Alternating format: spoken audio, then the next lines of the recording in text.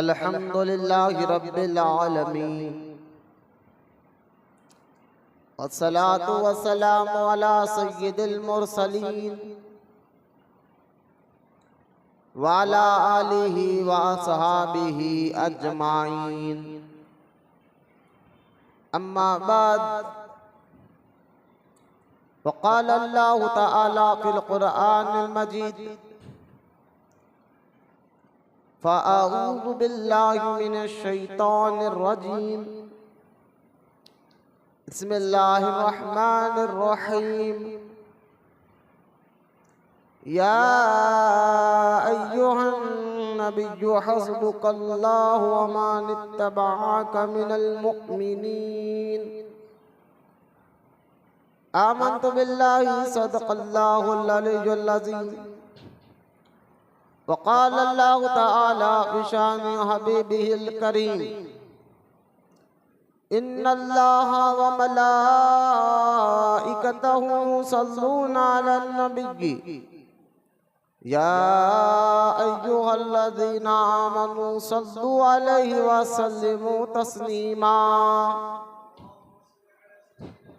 अल्लाहुम्मा सल्लि अला सय्यिदिना व मौलाना मुहम्मद व अला आलिहि व सहबिहि अफ़ज़ल सलावातिका व अददा मालूमातिका व बारिक व सल्लिम सलातन व सलामन अलैका या रसूलल्लाह सल्लल्लाहु तआला अलैहि व आलिहि व सहबिहि व सल्लम। अम्मा बाद, हर तारीफ और बड़ाई सिर्फ अल्लाह ताला के लिए है जो सारे जहान का मालिक है, मुख्तार है और जो सारे जहान का पालनहार है। मैं इस बात की गवाही देता हूँ कि अल्लाह ताला के सिवा कोई इबादत के लायक नहीं। वो एक है, उसका कोई साथी और शरीक नहीं। और मैं इस बात की भी गवाही देता हूँ कि आपके और हमारे प्यारे आका और मौला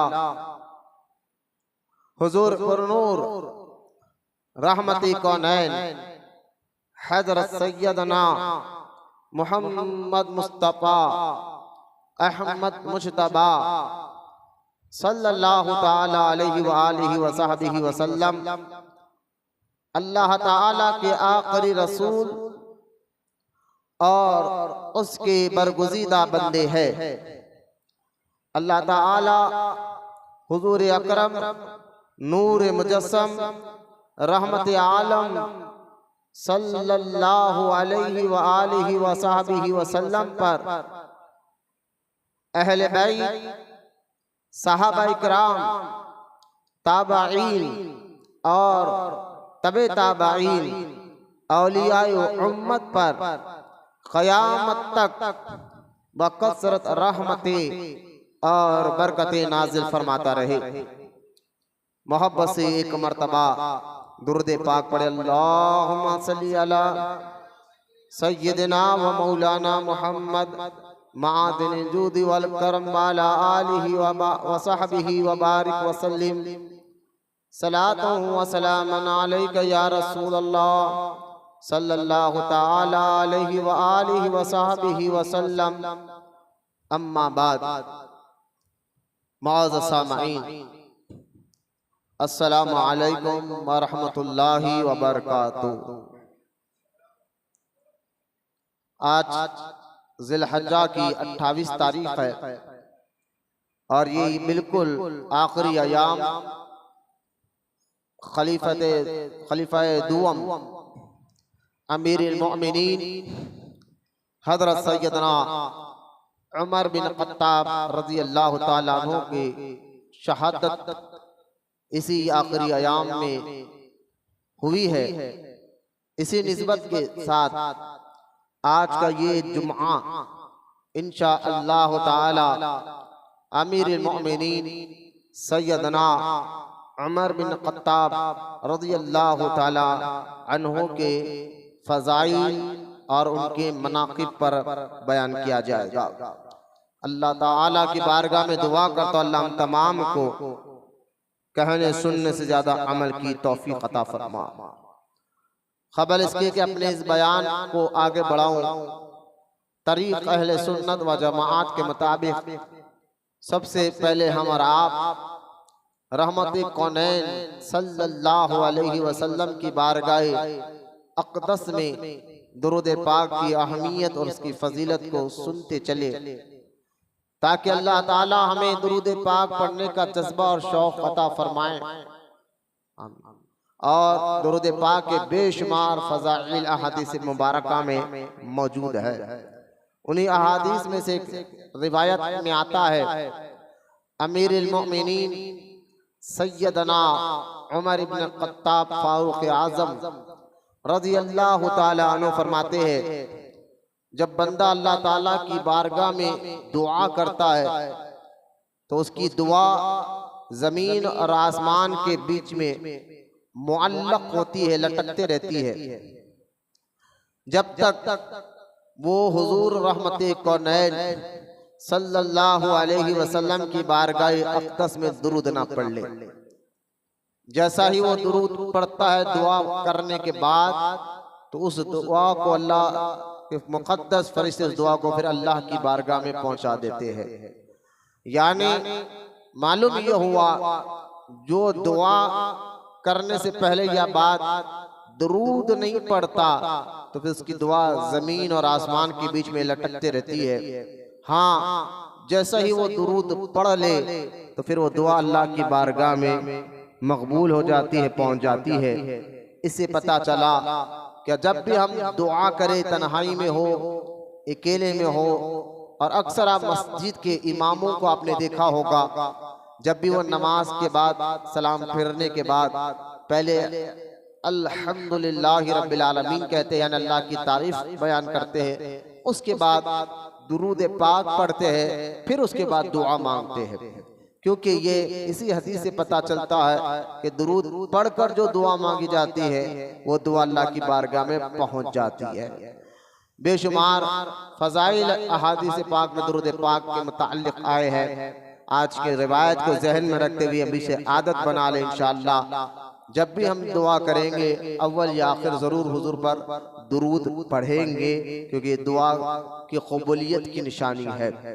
दुरूद पढ़ने से अल्लाह ताला मुसीबतों को दूर फरमाता है, दुरूद पढ़ने वालों को अल्लाह ताला मुश्किलों को दूर फरमाता है, दुरूद पढ़ने वालों को अल्लाह ताला उनके गुनाहों को माफ़ फरमाता है, दुरूद पढ़ने वालों को अल्लाह ताला दुनिया, क़ब्र और आखिरत में भी कामयाबी अता फरमाता है। अल्लाह ताला हम तमाम को कहने सुनने से ज़्यादा अमल की तौफीक अता फरमाए। आइए मोहब्बत और अक़ीदत के साथ हम सब के प्यारे आका रहमते कौनैन सल्लल्लाहु अलैहि व आलिहि व सहबिहि व बारिक व सल्लिम की बारगाह में अक़ीदतन मोहब्बतन तौफ़तन प्यारे आका करीम की बारगाह में दुरूद पाक का नजराना पेश कर मिलकर पढ़िए, अल्लाहुम्मा सल्ली अला सय्यदना व मौलाना मुहम्मद मादिन जूदी वल करम वाला आलिहि व बारिक व सल्लिम सलातो व सलामन अलैका या रसूल अल्लाह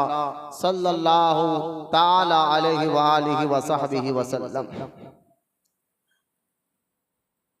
गुज़िश्ता जुम्मा भी हमने इसी मस्जिद में अमीरुल मोमिनीन हज़रत सय्यदना उस्मान गनी रज़ी अल्लाह ताला अन्हु के फ़ज़ाइल और उनके मनाक़िब पर बयान किया, और वो बयान यूट्यूब पर इसी चैनल, ये चैनल जो हर जुमा रिकॉर्ड होता है बयान, इस चैनल का नाम मौलाना इरफान कादरी पुराना पुल दरगाह है। तो इसी चैनल पर गुज़िश्ता जुम्मा भी बयान जो हुआ था वो अपलोड हो चुका है, जिसमें मैंने गुज़िश्ता जुम्मा सहाबी किसको कहते हैं और सहाबी का मुकाम व मर्तबा क्या है, सहाबा इकराम के क्या दर्जात है, थोड़ी डिटेल के साथ मैंने गुज़िश्ता जुम्मा ये बयान कर चुका हूँ। आज मुझे उस बातों को दोहराने की ज़रूरत नहीं है, क्योंकि वो बयान इंटरनेट पे यानी यूट्यूब पर भी अपलोड हो चुका है। आज का ये जुम्मा इंशाअल्लाह हम जल्द से जल्द हज़रत उमर बिन खत्ताब फारूक आजम रजी अल्लाह ताला अन्हु के फजाइल और उनके मनाक़िब पर बात करते हैं, क्योंकि अगर हम इसके मुतालिक कुछ और बात जरा गौर से सुनते चले। हम मुसलमान हैं और मुसलमान का माना है ईमान, ईमान का माना है अकीदा। ईमान का माना अमन की भी है, लेकिन हमारा अकीदा से ईमान बनता है। और कुरान पाक में एक नहीं कई आयतें हैं जिसमें अल्लाह ताला ने फरमाया इन्नल्लज़ीना आमनू व आमिलुस सालिहात। ये आयत मुबारक में भी अल्लाह ताला ने इरशाद फरमाया कि बेशक जो लोग ईमान लाए और अच्छे काम करे वही कामयाब है। तो अच्छे काम से पहले ईमान का होना जरूरी होता है। इन आयतों से पता चला कि ईमान वालों ही की इबादतों को अल्लाह कबूल फरमाता है। कुरान की आयत मुबारका से पता चला ईमान वालों की नेकियों को अल्लाह ताला कबूल फरमाता है। कुरान की आयत से पता चलता है कि ईमान वालों की अच्छाइयों को अल्लाह ताला कबूल फरमाता है। और जो लोग दुनिया में ऐसे भी है जो ईमान तो नहीं लाए लेकिन काम अच्छे करते हैं। बाज ऐसे लोगों को आपने देखा होगा, मुसलमान तो नहीं है, ईमान तो नहीं है, लेकिन काम अच्छे करते हैं, जैसा कि भूखों को खाना खिलाना, लंगों को कपड़ा पहना देना, गरीबों की मदद कर देना। बज़ाहिर वो मुसलमान तो नहीं होते लेकिन काम अच्छे करते हैं। तो फिर आप कहेंगे मौलाना इनका क्या मिलेगा, ये लोग काम तो अच्छे कर रहे हैं, ईमान तो नहीं लाए, काम तो अच्छे कर रहे हैं।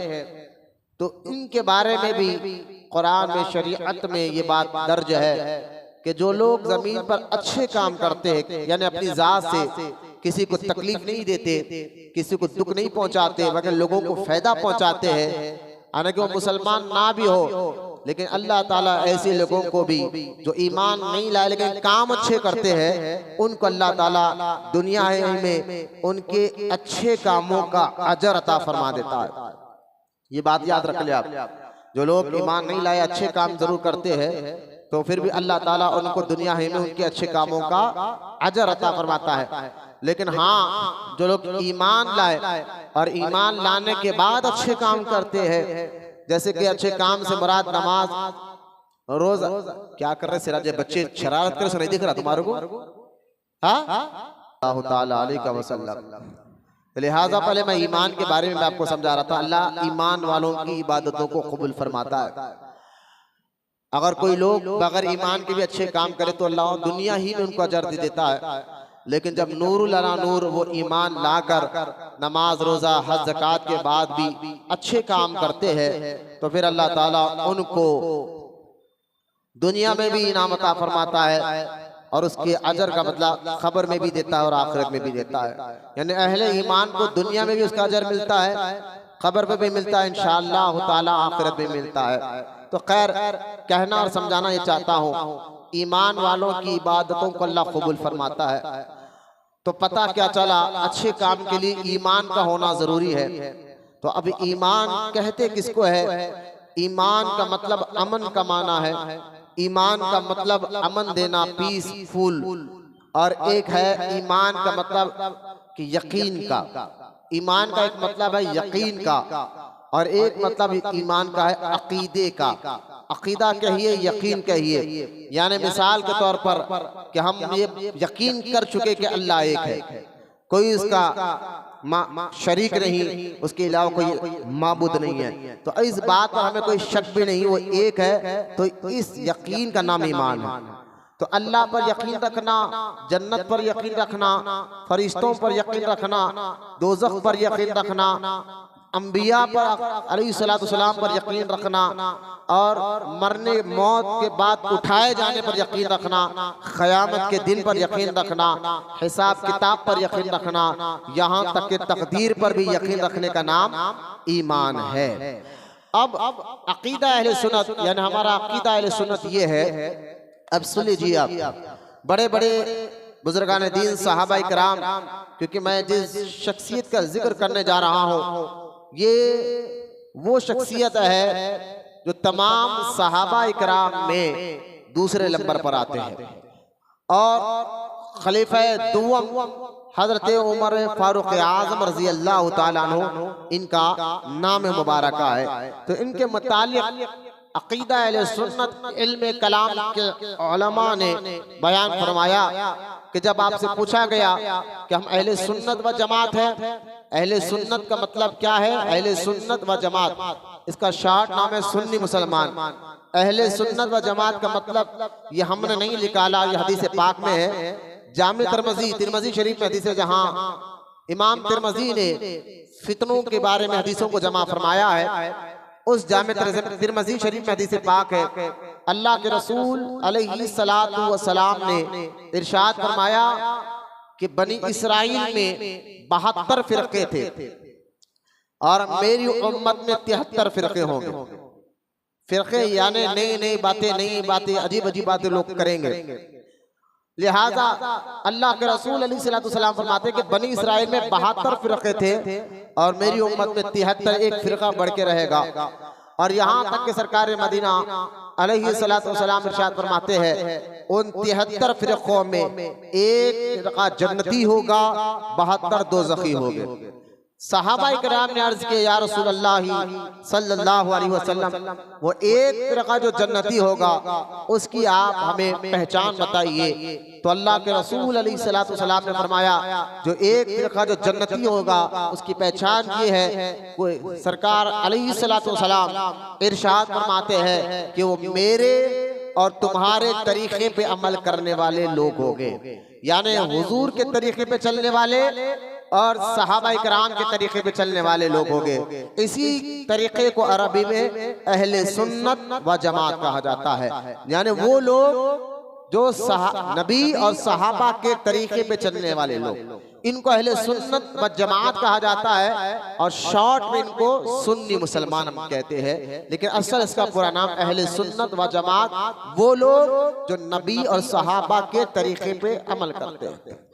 लिहाजा अहले सुन्नत व जमात का वही अकीदा है जो अकीदा सहाबा इकराम का था और वही अकीदा है जो अकीदा ताबईन का था, वही अकीदा है जो अकीदा तबे ताबईन का है और वही अकीदा है जो अकीदा हुजूर गौसे पाक का है, हुजूर गरीब नवाज का है, हुजूर ख्वाजा बंदा नवाज का है। तो ये सारे बुजुर्गान दीन जितने आपको औलिया अल्लाह नजर आएंगे सब ये अकीदे अहले सुन्नत व जमात से ही इनका ताल्लुक है।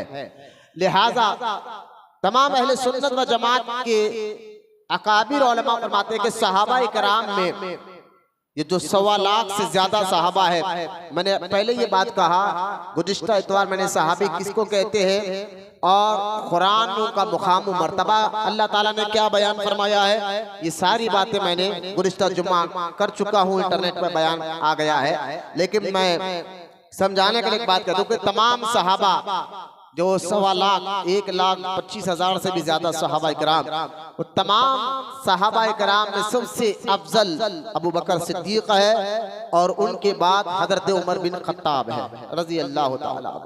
ये दो सहाबा के बारे में हुजूर के बाद नबियों के बाद सबसे अफजल सबसे ज्यादा नेक नबी के बाद अगर कोई है तो अबू बकर सिद्दीक है, उनके बाद उमर बिन खत्ताब है। तो ये अकीदा रखना ये अहले सुन्नत व जमात का अकीदा है और ये अकीदा आज से नहीं 1400 साल से यानी सहाबा इकराम के दौर से यही अकीदा चलते हुए आ रहा है।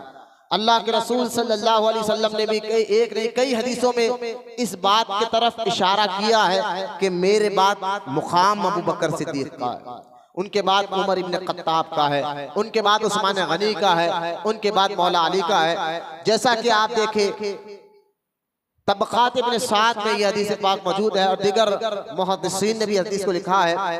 रहमत कौनैन सल्लल्लाहु अलैहि वसल्लम जब हुजूर मक्का छोड़कर मदीना मुनव्वरा चले गए और वहां पर दीन का काम फैलने लगा, आबादी बढ़ने लगी, तो मस्जिद नबवी को बनाने के लिए उसको तौसी बड़ी करने के लिए जब सरकार अलैहिस्सलाम ने मस्जिद नबवी की बुनियाद को रखा तो सबसे पहले उस पर ईंट हमारे प्यारे आका अल्लाह के नबी अलैहिस्सलाम ने रखा और रखने के बाद सरकार ने फरमाया ए अबू बकर सिद्दीक रज़ी अल्लाह ताला अब तुम आकर ईंट रखो। फिर सिद्दीक अकबर आए और हुजूर जहां ईंट रखे उसके बाजू सिद्दीक अकबर ने ईंट रखा। फिर सरकार ने फरमाया उमर इब्न खत्ताब तुम भी आओ और ईंट रखो। फिर हजरत फारूक आजम आए और हजरत सिद्दीक अकबर के बाजू ईंट को रखा। फिर सरकार अलैहिस्सलाम ने फरमाया उस्मान तुम भी आओ और ईंट रखो। हजरत उस्मान गनी आए और फारूक आजम की ईंट के बाजू अपनी ईंट को रखा। फिर जो है सरकार अलैहिस्सलाम ने फरमाया अली तुम भी आओ। मौला अली रजी अल्लाह ताला अन्हु ने भी आए और उस्मान गनी के बाजू अपनी ईंट को रखा। ये इशारा है कि मेरे बाद अफजल अबू बकर है, उनके बाद उमर है, उनके बाद उस्मान है, उनके बाद मौला अली है रजी अल्लाह ताला अन्हु अजमाइन। तो ये लिहाजा ये हदीस में पाक में कई इशारे मिलते हैं। जैसे एक और हदीस पाक में आता है अल्लाह के रसूल अलैहिस्सलाम से जब सहाबा इकराम ने अर्ज किया कि या रसूल सल्लल्लाहु अलैहि वसल्लम हम अपने सदका और खैरात के माल, आप ज़कात के माल आपके पास लाके जमा करते हैं, हुजूर आपके दुनिया से जाने के बाद हम अपने मालों को कहाँ जमा रखे, किसको ला कर दे? तो अल्लाह के रसूल अलैहिस्सलाम ने फरमाया कि मेरे बाद तुम अपना माल अबू बकर के पास रखना। फिर साहबा ने पूछा हुजूर उनके बाद? वो पर्दा फरमाया गया तो उनके बाद उमर के पास रखना रज़ी अल्लाह ताला अन्हु। तो ये दूसरी हदीस में बयान कर रहा हूँ जिसमें हुजूर ने वाज़ेह इशारा दिया कि मेरे बाद अबू बकर के, उनके बाद उमर इब्न खत्ताब। फिर जब अल्लाह के रसूल अलैहिस्सलाम पर्दा फरमाए तो सबसे पर्दा फरमाने से पहले हुजूर जब बीमार हुए, आपकी मिजाज बहुत ज्यादा अलील हुई, तो अल्लाह के रसूल अलैहिस्सलाम ने अपने मुसल्ले पर हजरत अबू बकर सिद्दीक को खड़ाया और कहा कि वह नमाज पढ़ाए। तो इस तमाम हदीसों से पता चलता है और यही अकीदा अहले सुन्नत है कि तमाम सहाबा में अफजल अबू बकर है, उनके बाद फारूक आजम है, जिनका जिक्र आज हम सुनने यहाँ जमा होने वाले हैं। लिहाजा हुजूर ने भी इरशाद फरमाया और जामे तिरमिज़ी में ये भी रिवायत मौजूद है, सहाबा इकराम खुद फरमाते हैं कि खुद मौला अली रज़ी अल्लाह ताला अन्हु से पूछा गया कि आपके बेटे मोहम्मद बिन हनफिया ने पूछा था हजरत अली से कि आप ये बताइए कि हुजूर के बाद सहाबा इकराम में किसका मुकाम है, हुजूर के बाद सहाबा इकराम में किसका मुकाम है? तो हजरत मौला अली रज़ी अल्लाह ताला अन्हु ने फरमाया कि हुजूर के बाद सहाबा में अबू बकर का मुकाम है, फरमाया उनके बाद उमर का मुकाम है, फरमाया उनके बाद उस्मान का मुकाम है। ये खुद मौला अली रज़ी अल्लाह ताला अन्हु और दिगर रिवायत में सहाबा इकराम भी ये कहते हैं हम सहाबा इकराम अपने दौर में हुजूर के बाद सबसे अफजल अबू बकर को मानते थे, उनके बाद उमर को मानते थे। लिहाजा ये बात में किसी को शक नहीं है कि तमाम सहाबा में सबसे अफजल शेखैन है जो अबू बकर सिद्दीक रज़ी अल्लाह ताला अन्हु, उमर बिन खत्ताब रज़ी अल्लाह ताला अन्हु है। लिहाजा यही अक़ीदा रखना हर सुन्नी के लिए, हर अहले सुन्नत व जमात के लिए लाजिम और जरूरी है। जैसा कि आप देखें कि बड़े बड़े उलमा इकराम ने भी अपनी किताबों में यही बात को लिखा। तबक़ात हनफिया में इमाम आज़म अबू हनीफा रज़ी अल्लाह ताला अन्हु का ये कौल मौजूद है। इमाम आज़म अबू हनीफा का दौर, आप कूफा के रहने वाले हैं, 150 हिजरी में आप पैदा हुए थे और आप कूफा में है, आपका मज़ार मुबारक आज भी बगदाद में मौजूद है। तो कूफा में बहुत से लोग सहाबा इकराम से चिढ़ने वाले थे, सहाबा इकराम से पर तबर्रा करने वाले लोग थे, लेकिन अल्लाह ताला ने इन लोगों में इमाम आज़म अबू हनीफा रज़ी अल्लाह ताला अन्हु को पैदा फरमाया और ये अकाबिर अहले सुन्नत अइम्मा इकराम में बहुत ऊंचा इनका मुकाम मर्तबा है। इनका नाम नुमान बिन साबित है, दुनिया इनको इमाम आज़म अबू हनीफा के नाम से जानती है। हजरत इमाम आज़म अबू हनीफा रज़ी अल्लाह ताला अन्हु से भी जब वहां के मुसलमानों ने, आज से 1300 साल पहले की बात है, जब वहां के मुसलमानों ने पूछा था ए इमाम अल्लाह ने आपको बेशुमार इल्म अता फरमाया है, जरा ये बताइए कि सुन्नी कौन होता है, अहले सुन्नत हम किसको कहते हैं? तो हजरत इमाम आज़म अबू हनीफा रज़ी अल्लाह ताला अन्हु ने आज से 1300 साल पहले ये बात बता दी थी कि सुनो कि सुन्नी वो है जो तमाम सहाबा में शेखैन को अफजल जाने। तमाम सहाबा में शेखैन, शेखैन से मुराद हजरत अबू बकर सिद्दीक रजी अल्लाह ताला अन्हु, हजरत उमर फारूक आजम रजी अल्लाह ताला अन्हु है। इमाम आजम अबू हनीफा आज से 1300 साल पहले फरमाते हैं सुन्नी वो है जो शेखैन को तमाम सहाबा में अफजल जाने और खतनैन से मोहब्बत करे। खतनैन कहते हैं अरबी में दामाद को, और हुजूर के दो दामाद उस्मान गनी मौला अली रजी अल्लाह ताला अन्हु। लिहाजा हजरत इमाम आजम अबू हनीफा ने 1300 साल पहले ये फतवा देकर बता दिया कि अहले सुन्नत व जमात में सुन्नी की पहचान ये है जो तमाम सहाबा में अबू बकर और उमर को अफजल जाने और खतनैन से भी मोहब्बत करे। लिहाजा ये इमाम आजम अबू हनीफा रजी अल्लाह ताला अन्हु का फतवा तबक़ात हनफिया में मौजूद है।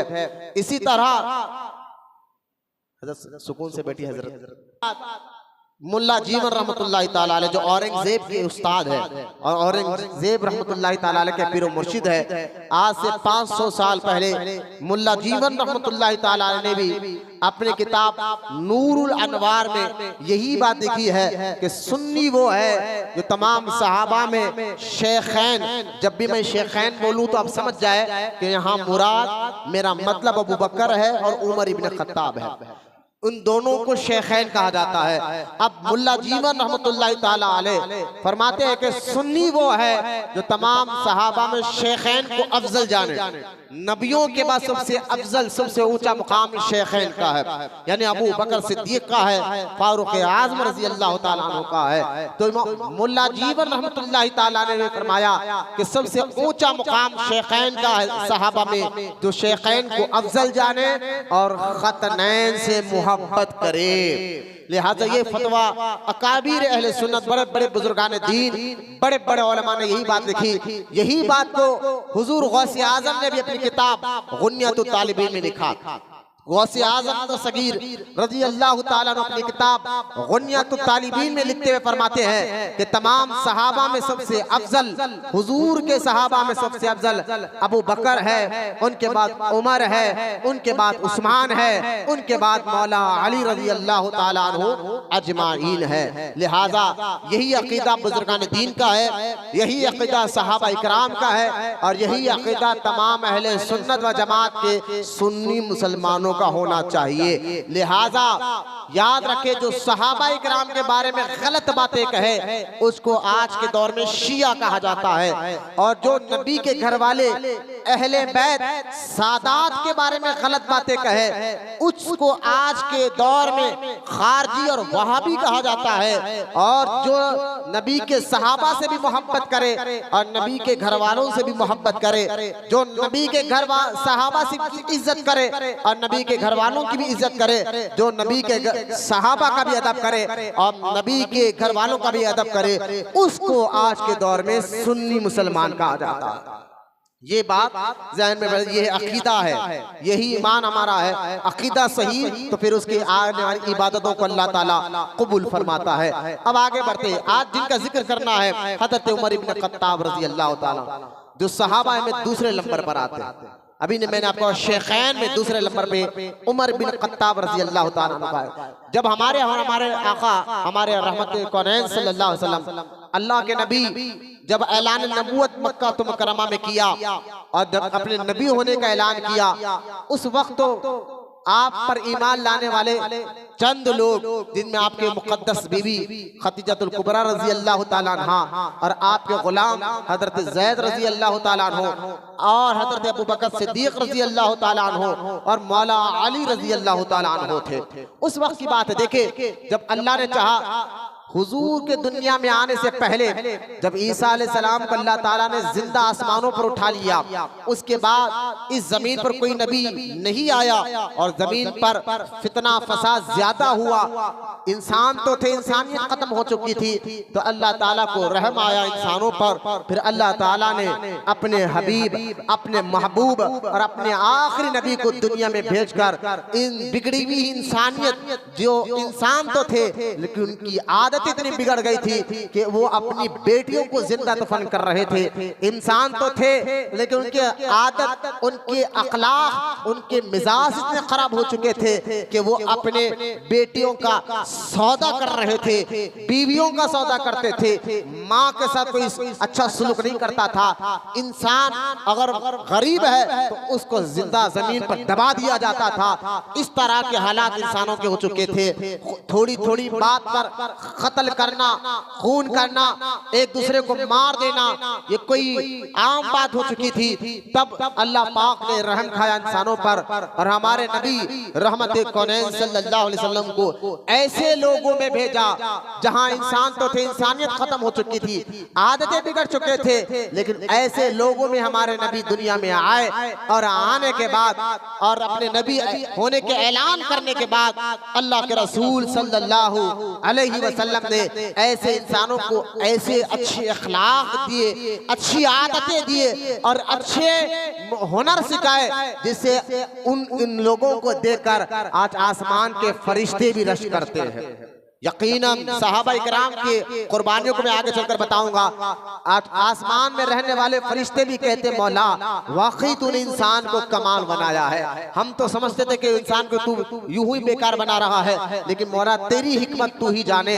तेरे गुलामों, तेरे बंदों में, तेरे नबी के गुलामों में ऐसे सहाबा इकराम, इनकी कुर्बानियां देखे अल्लाह की मोहब्बत में, रसूल की मोहब्बत में। इन्होंने अपने तन मन धन सब कुछ लुटाया, फिर ऐसे अखलाक, ऐसी आदतें उनके अंदर अल्लाह के रसूल ने अंदर डाले हैं जिनको देखकर फरिश्ते भी रश करते थे। लिहाजा अल्लाह के रसूल अलैहिस्सलाम ने अपने नबी होने का ऐलान किया। मक्के में धीरे धीरे इंसानों के अंदर इंसानियत आते गई, अच्छी आदतें आते गए, सहाबा इकराम बनते गए, बढ़ते गए। लेकिन जहां हक होता है वहां बातिल भी लगा होता है, जहां सच्चे होते हैं वहां झूठे भी पीछे लगे होते हैं, जहां जो है सच फैलता है तो वहां पर झूठ भी अपना काम करता है, क्या ताकि सच को रोका जाए और झूठ को प्रमोट किया जाए, सच को खत्म कर दिया जाए लेकिन झूठ को आगे बढ़ा दिया जाए। दिखने में बाज़ाहिर झूठ को बहुत ताकत मिलती है, पैसा मिलता है, दौलत मिलती है, वहां जो हक पर होते हैं, सच पर होते हैं, दिखने में वो कमजोर आपको नजर आते हैं। लेकिन एक बात याद रखे, इस जमीन पर हमेशा अल्लाह ताला झूठ कितना भी ताकतवर हो, जितना भी पैसे वाला हो, लेकिन याद रखे जमीन पर अल्लाह ताला हमेशा कामयाबी सच्चों को अता फरमाता है। कभी आप देखें फिरौन कितनी ताकत वाला था, 800 साल हुकूमत उसने की है फिरौन ने, ताकत उसके पास थी, पैसा उसके पास था, दौलत उसके पास थी, शोहरत उसके पास थी, लेकिन वो खुदाई का दावा करने लगा फिरौन, अपने आप को खुदा कहने लगा। वही उसी दौर में मूसा अलैहिस्सलाम आए सच के साथ, हक के साथ और फिरौन को समझाया। लेकिन फिरौन अपने गुरूर तकब्बुर में ये सोचा था ये एक क्या कर लेगा मेरा और मैं इनको मसल कर रख दूंगा, इनको दबा कर रख दूंगा। फिरौन ने पूरी ताकत लगा दी मूसा अलैहिस्सलाम को मारने की और बनी इस्राइल को मारने की, लेकिन अल्लाह ताला ने कामयाबी मूसा अलैहिस्सलाम को और उनके मानने वालों को अता फरमाया। तो मैं समझाना ही चाहता हूँ, झूठ बहुत ताकतवर नजर आता है। कभी झूठे लोग पैसे से, ताकत से बहुत ताकतवर नजर आते हैं, तो उनका साथ उनकी ताकत को देखकर मत दे, उनका साथ उनके झूठ को देखकर मत दे, बल्कि हमेशा साथ सच का देना चाहिए, सच्चों का देना चाहिए। यही हुक्म अल्लाह ताला ने कुरान में बयान करवाया कि सच्चों के साथ रहो, सच्चों का साथ दो, हक बोलो चाहे और हक पर रहो और हक पर मरो। याद रखे कि हमेशा कामयाबी अल्लाह ताला सच्चों को अता फरमाता है, हक को अता फरमाता है। बाज़ाहिर सच्चा अगर मर भी जाए, झूठों के ताकत के आगे सच्चा मर भी जाए, लेकिन अल्लाह ताला सच्चों ही को इज्जत अता फरमाता है। आखिरकार खबर भी उनकी चमकती है, आखिरत भी उनकी चमकती है। तो लिहाजा हमारे आका सल्लल्लाहु अलैहि वसल्लम सच का पैगाम लेकर आए, हक का पैगाम लेकर आए और ऐसे माहौल में धीरे धीरे सच में अल्लाह ने असर रखा है। सच चाहे उसके सामने पहाड़ जैसा झूठ खड़ा हो, लेकिन असर जो है ना सच में होता है, हक में होता है। बात समझिए, मैं क्या लॉजिक आपको समझाना चाह रहा हूँ। सच में ताकत होती है, हक में ताकत होती है, बाज़ाहिर दिखने में अपने ये महसूस होता है कि यार ये एक बंदा क्या कर लेगा, सच बोल रहा है, सामने रौडी है, सामने पहलवान है, सामने लीडर है, ये एक हम क्या साथ देंगे ना।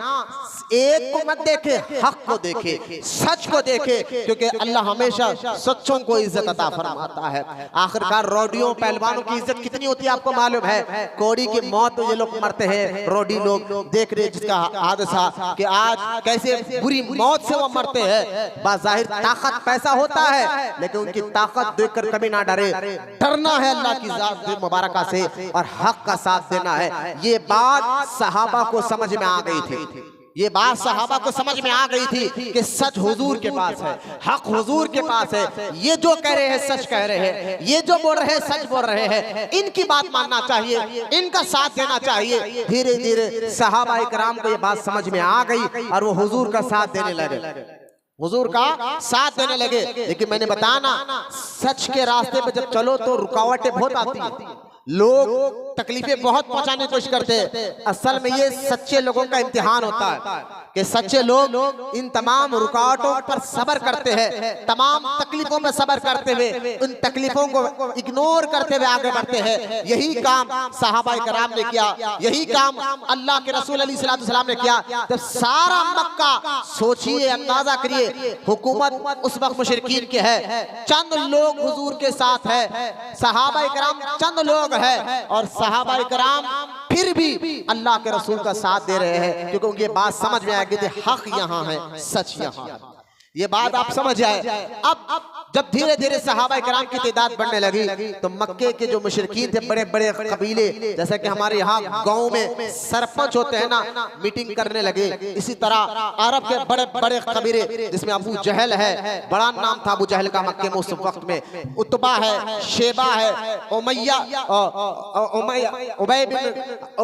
है, ये तमाम बड़े बड़े मुशरिकीन मक्के में बैठकर मीटिंग करने लगे कि किस तरह ये अल्लाह के नबी अलैहिस्सलाम को, उनके मानने वालों को रोका जाए, क्या किया जाए। उस हमेशा मीटिंग कर रहे हैं। उस मीटिंग में जब तमाम लोगों ने गौर किया और गौर करने के बाद कहा कि देखो, अगर इन लोग को रोकना है तो हम अपनी ताकत से तो रोकेंगे, लेकिन एक काम करो कि यहाँ अपने शहर मक्का में तो जो सबसे ज्यादा ताकतवर है, जो सबसे ज्यादा पहलवान है ना, उसको काने भरो, उसके कान भर कर उसको इतना सिखाओ कि ये उन लोगों का दुश्मन बन जाए। जैसा कि आप देखें, किसी मोहल्ले की मिसाल दे रहा हूं मैं, किसी शहर, किसी मोहल्ले में आज वहाबी इस चाल को कर रहे हैं। पहले काफिर ये चाल करते थे, आज का वहाबी बदअकीदा किसी इलाके में, मैं ऐसे, क्योंकि मैं पैदाइशी हैदराबादी हूँ, मैं जानता हूँ यहाँ के माहौल को कि आज गली गली मोहल्ले मोहल्ले में ये वहाबी मस्जिद कैसे बना रहे हैं, बदअकीदा ये बगैर फातिहा वाले, क्यों इनको इतना प्रोटोकॉल मिल रहा है। तो असल में ये वहाबियों ने एक चाल चली, वो चाल जो मुशरिकीन चले थे, वो चाल क्या है, इन लोगों ने इलाके के रौडी को अपने हाथ में ले लिया। अब बताए, एक रौडी उनके हाथ में आ गया जिससे सारा इलाका डरता है, मोहल्ला डरता है, सब उनके डरते हैं। तो अब मुझे बताइए, वहाँ कौन सच बोलेगा, कौन इनको रोकेगा, कौन मना करेगा। तो ये चाल मुशरिकों की भी आज वहाबी इस पे अमल कर रहे हैं कि रौडियों को अपने हाथ में रखकर गलत बातें बताकर, दीन का गलत फायदा उठाकर लोगों को भटका रहे हैं। तो यही चाल मुशरिका ने मक्का ने किया कि काम करो, हमारे मक्के में जो सबसे ज्यादा ताकतवर शख्स है ना, उसके कान भर दो और कहो कि ये गलत हो रहा है, ये लोग गलत है, ये लोग गलत काम कर रहे हैं। तो लिहाजा तमाम लोगों की नजर उस वक्त में कि किसको भटकाया जाए और किसको भटकाकर इनको रोका जाए, हमारे नबी को रोका जाए, सहाबा को रोका जाए। तो सबकी नजर एक शख्स पर पड़ी, सारे मक्के की, कि हाँ, अगर ये शख्स चाहे तो इनको रोक सकता है, यानी हमारे नबी को रोक सकता है, ये शख्स चाहे तो हम इन सहाबा को रोक सकता है, ये शख्स चाहे तो इनसे तमाम लोग डरते हैं। वो कौन थे? वो हजरत उमर इब्न खत्ताब थे। अभी उमर थे, ईमान नहीं लाए थे, कलमा इन्होंने पढ़ा नहीं था, लेकिन इनका रुआब इतना था, ये क्योंकि पहलवान भी थे, ऐसे पहलवान कि मक्कातुल मुकर्रमा में कि एक साल में 2 मरतबा कुश्तियों का प्रोग्राम होता था।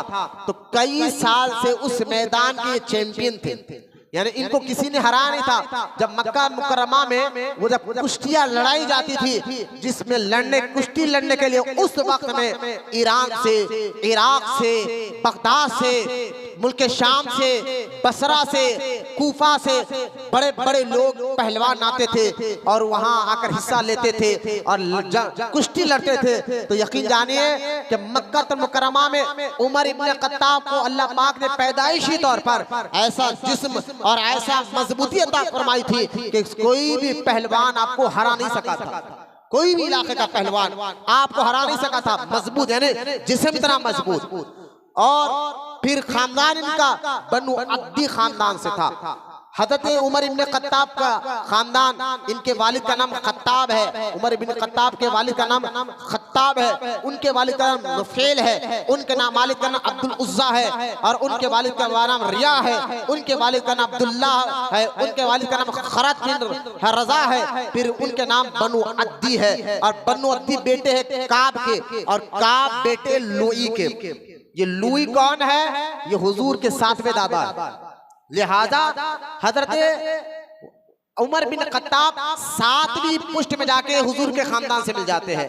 तो लिहाजा पहले से मैंने आपको बताया बड़े पहलवान थे। एक दूसरा अभी ईमान नहीं लाए, पहलवान थे, ताकतवर इंसान थे और पढ़ना लिखना जानते थे और इतने समझदार थे मक्का में कि अगर मक्का मुकर्रमा में कोई झगड़ा हो जाता, कोई लड़ाई हो जाती, तो लोग फैसला कराने के लिए इनके खानदान के पास आते थे। यानी यूं समझिए कि जज के अंदर जो सलाहियत होती है, एक जज जो फैसला करता है, इस आपको मालूम है ना, आज भी कोर्ट का जो जज होता है कितना पढ़ा लिखा होता है, कितना समझदार होता है, कानून को कैसा जानता है। ये उमर बिन खत्ताब के वालिद और फारूक आजम के खानदान का ये मुकाम था उस दौर में कि लोग लड़ाई झगड़े कुछ भी फैसला कराना होता तो उमर बिन खत्ताब के खानदान के पास आया करते थे। तो लिहाजा पढ़े लिखे थे, खानदान ऐसा था। लेकिन सबसे अहम बात कि उमर बिन खत्ताब रज़ी अल्लाह तआला अन्हु ईमान नहीं लाए। आपकी उम्र अभी 27 साल थी। 27 साल की उम्र में हजरत फारूक आजम का मक्का में रुआब और दबदबा ऐसा था कि बड़े बड़े लोग इनसे डरते थे, हर कोई इनसे डरते थे। लिहाजा मक्के के मुशरिकों ने कहा हम उमर को इनके बारे में भटकाएंगे। लिहाजा हजरत उमर को बुलाया गया और बुलाकर कहा उमर देखो ये नबी जो आए हैं अपने आप को नबी कह रहे हैं, धीरे धीरे इनके लोग बढ़ रहे हैं, धीरे धीरे इनके मानने वाले लोग बढ़ रहे हैं। ऐ उमर अब तुम्हें ही कुछ करना होगा, तुम ही हो, सारे मक्के में बड़े पहलवान शख्स हो, सारा मक्का तुमसे डरता है, तुम्हारा आदर करता है। लिहाजा उमर अब तुम ही कुछ कर सकते हो। अभी तक हमने सुना है मुशरिकीन हजरत उमर को चढ़ा रहे हैं, मुशरिकीन हजरत उमर को सिखा रहे हैं और कह रहे उमर अब तुम ही कुछ कर सकते हो कि हम तो पूरी कोशिश कर लिए, उनको सता रहे, उनको रोक रहे, उनको भूखा रखा, उनको प्यासा रखा, उनका सोशल बायकॉट किया गया, लेकिन फिर भी ये दीन के चाहने वाले, अल्लाह उसके रसूल के चाहने वालों की तादाद बढ़ते जा रही थी। यहाँ तक के 39 मुसलमान हो चुके थे। कितने मुसलमान हो चुके थे? 39 लोग, 39 लोग मुसलमान हो चुके थे। अब जब ये तादाद बढ़ते जा रही है, 39 तक पहुंच गई, पहले 1 थे, 1 से 2, 2 से 3 मुशरिकीन खामोश थे, लेकिन तादाद बढ़ते गई तो है ना, जब सच की ताकत बढ़ते रहती तो झूठ डर जाता है, झूठ डर जाता है और डर कर झूठे लोग फिर अलग अलग चाले करना शुरू कर देते हैं। मुशरिकीन डर गए, या तादाद तो बढ़ रही है। हजरत उमर को काबे के सामने बिठाकर मीटिंग में इतना चढ़ा, उमर गुस्से से लाल पीले हो गए। मैंने बता दिया पहले से बहुत सख्त मजबूत मिजाज के थे, जलाल बहुत जल्दी होता था। अब हजरत उमर रज़ी अल्लाह तआला अन्हु जब सारी बातें लोगों ने सुने और गुस्से में इतना जलाल हजरत उमर को आ गया, और जलाल में हजरत उमर गले में तलवार लटकाई और लटका कर कहा कि मुझे बताओ तो सही वो नबी जो अपने आप को नबी कह रहे हैं वो इस वक्त कहाँ मिलेंगे? लोगों ने कहा वो इस वक्त बैत अरखम में, बैत अरखम काबे के करीब अरखम एक मुकाम था, वहां उम्मे हानी का घर था, हुजूर उनके घर में थे। उम्मे हानी हुजूर के चाचाजाद बहन थी, उनके घर में हुजूर थे, सहाबा थे। क्योंकि अभी अल्लाह ताला ने कहा था हबीब नबी होने का ऐलान करो, और जो कलमा पढ़ रहे हैं, जो ईमान ला रहे ना है हबीब, उन लोगों को कहो कि अभी अपने ईमान को लोगों के सामने जाहिर ना करे। वो क्योंकि अभी अल्लाह ने हुक्म नहीं दिया था कि अभी नमाज खुलकर नहीं पढ़ी जाती थी, बल्कि सहाबा इकराम नमाज भी पढ़ते तो छुप कर नमाज पढ़ते थे, कलमा भी पढ़ते तो छुप कर कलमा पढ़ते थे, अल्लाह का जिक्र भी करते तो छुप कर करते थे। क्योंकि अभी अल्लाह का हुक्म था कि अभी तुम तादाद में कम हो, अभी छुपे रहो। लिहाजा हजरत उमर को लोगों ने इतना चढ़ाया, हजरत उमर गुस्से में लाल पीले होकर गले में तलवार लटकाए और कहा कि बताओ वो नबी कहाँ मिलेंगे, जिसकी वजह से सारे मक्के में खलबली मच गई है। लोगों ने कहा वो बैत अरखम में उम्मे हानी का जो घर है, बोले हाँ वहीं पर मिलेंगे। हजरत उमर गुस्से में निकले। नीयत ये है, इरादा ये है कि हजरत उमर चाहते ये थे कि अब मैं हमारे आका रहमत कौनैन सल्लल्लाहु अलैहि वसल्लम को कत्ल कर दे। इस इरादे से निकले। गौर से सुने बच्चे आप तमाम, हजरत उमर तो ये सोच कर निकल रहे हैं कि अब मैं उस नबी को मार दूंगा, शहीद कर दूंगा, कत्ल कर दूंगा, ये सोच कर हजरत उमर निकले। और इधर सहाबा इकराम जो 39 है, सहाबा कहते हैं या रसूल अल्लाह हम सच पर है, हम हक पर है, दीन सच्चा, अल्लाह सच्चा, अब अल्लाह के सच्चे रसूल है, आप अब हम कब तक छुप छुप कर कलमा पढ़े, हम कब तक छुप छुप कर नमाज पढ़े। ऐ अल्लाह के रसूल, आप अल्लाह के नबी है, अल्लाह आपकी बात सुनता है, आप एक काम करे, अल्लाह की बारगाह में दुआ करे, और दुआ ये करे कि अल्लाह ताला इस्लाम को इज्जत अता फरमाए, इस्लाम को तरक्की अता फरमाए। ये छुप छुप कर हम कब तक रहे, जब हम सच्चे हैं, हक पर है, कब तक छुप छुप कर रहे। इधर यहाँ ये बात हो रही है तो अल्लाह के रसूल अलैहिस्सलातु वस्सलाम उसी वक्त सहाबा के कहने पर अपने नूरानी हाथ उठाया और उठाकर दुआ मांगी और कहा कि ऐ अल्लाह इस्लाम को इज्जत दे। अब यहाँ जुमला सुने तमाम बच्चे। अब हजरत उमर तो निकले इस इरादे के साथ, उनको इतना भटका दिया गया कि अब वो कत्ल कर देंगे। इस इरादे से वो काबे के पास से निकले और इधर हुजूर अपने चाचाजाद बहन के कमरे में बैठकर दुआ मांग रहे हैं कि ऐ अल्लाह इस्लाम को इज्जत दे। लेकिन जरिया किसका बना? अल्लाह ताला कोई चीज दुनिया को देता है ना, जरिए से देता है। याद रखिए आप, जरिए से देता है। ये जरिए हमने नहीं बनाए, अल्लाह ने बनाए। बारिश अल्लाह बरसाता है, जरिया अबर को बना देता है। भूख अल्लाह मिटाता है, जरिया रोटी और चावल को बना देता है। लिहाजा प्यास अल्लाह मिटाता है, जरिया पानी को बना देता है। तो ये जरिए हमने नहीं बनाए, अल्लाह ने बनाए हैं। लिहाजा आज हमारा अकीदा अहले सुन्नत का, सुन्नियों का यही अकीदा है, मुश्किल अल्लाह ही हटाता है, जरिया गौसे आजम को बना देता है, जरिया बंदा नवाज को बना देता है, जरिया ये औलिया अल्लाह को बना देता है। हजरत अल्लाह के रसूल अलैहि सलाम क्या दुआ करे? ऐ अल्लाह इस्लाम को इज्जत दे। लेकिन जरिया क्या बनाए भाई? जरिया भी होना है, कैसे जरिए से दे? हुजूर खुद दुआ कर रहे हैं कि या अल्लाह इस्लाम को उमर के जरिए से इज्जत अता फरमा। बोले मोहब्बत सुभान अल्लाह। अभी हजरत उमर कलमा पढ़े नहीं, वो तो मुशरिकों ने इनको इतना चढ़ा दिया, वो तो कत्ल के इरादे से काबे के पास से निकले ताकि हुजूर को जाकर कत्ल कर दे माज़अल्लाह। और इधर हुजूर अल्लाह की बारगाह में दुआ कर रहे, ऐ अल्लाह इस्लाम को इज्जत दे। और मैं देख रहा हूँ इस मक्के में सबसे ज्यादा ताकतवर अगर कोई है तो उमर है। अगर उमर इस्लाम में आ जाए तो सारे लोग खामोश हो जाएंगे। तो लिहाजा हुजूर ने दुआ किया, अल्लाह इस्लाम को इज्जत उमर के जरिए से अता फरमा। बोले मोहब्बत से सुभान अल्लाह, उमर के जरिए से। तो लिहाजा देखिए इस हदीस से एक मसले का हल ये भी मालूम, जहाँ हजरत उमर की शान मालूम हो रही है कि हुजूर देखिए एक मुर्शिद के पास लोग मुरीद बन जाते हैं। मुरीद की दो किस्में होती है, एक होता मुरीद और एक होता है मुराद। ये दोनों लफ्ज याद रखें, मुरीद और मुराद। मुरीद वो होता है जो अपने मुर्शिद के पास जाकर के हुजूर मुझे मुरीद बना ले। ये मुरीद वो होता है जो सच्चे पीर के पास जाकर कहता है हुजूर मुझे अपना मुरीद बना ले।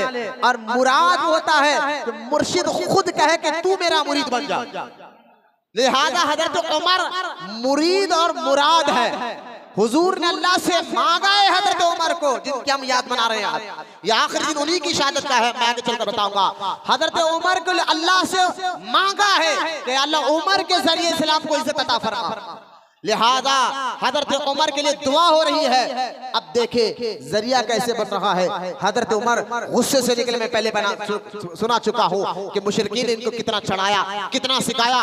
हजरत उमर बड़े जलाल भरे गुस्से से निकले, गले में तलवार निकले लटकाए। हुजूर जिस घर में आराम कर रहे हैं उस घर की तरफ जा रहे हैं। रास्ते में एक सहाबी मिल गए, उनका नाम था हजरत नुआइम रजी अल्लाह ताला अन्हु। हजरत नुआइम ने उमर के चेहरे को देखा, तेवर को देखा। आप भी देखे किसी के चलने और चेहरे को देखकर समझ जाते हैं बंदा बड़ा गुस्से में। हम भी समझ जाते हैं ना, चेहरा देखकर समझ जाते हैं कि बंदा गम में है, खुशी में है या गुस्से में है। अब हजरत नुआइम ने हजरत उमर के चेहरे को देखकर भांप लिया, ये तो उमर है और गुस्से में जा रहा है। और जा भी वहां रहा जहां अल्लाह का नबी आराम कर रहा है, जहां अल्लाह के नबी ठहरे हुए हैं। अब समझ गए हजरत नुआइम।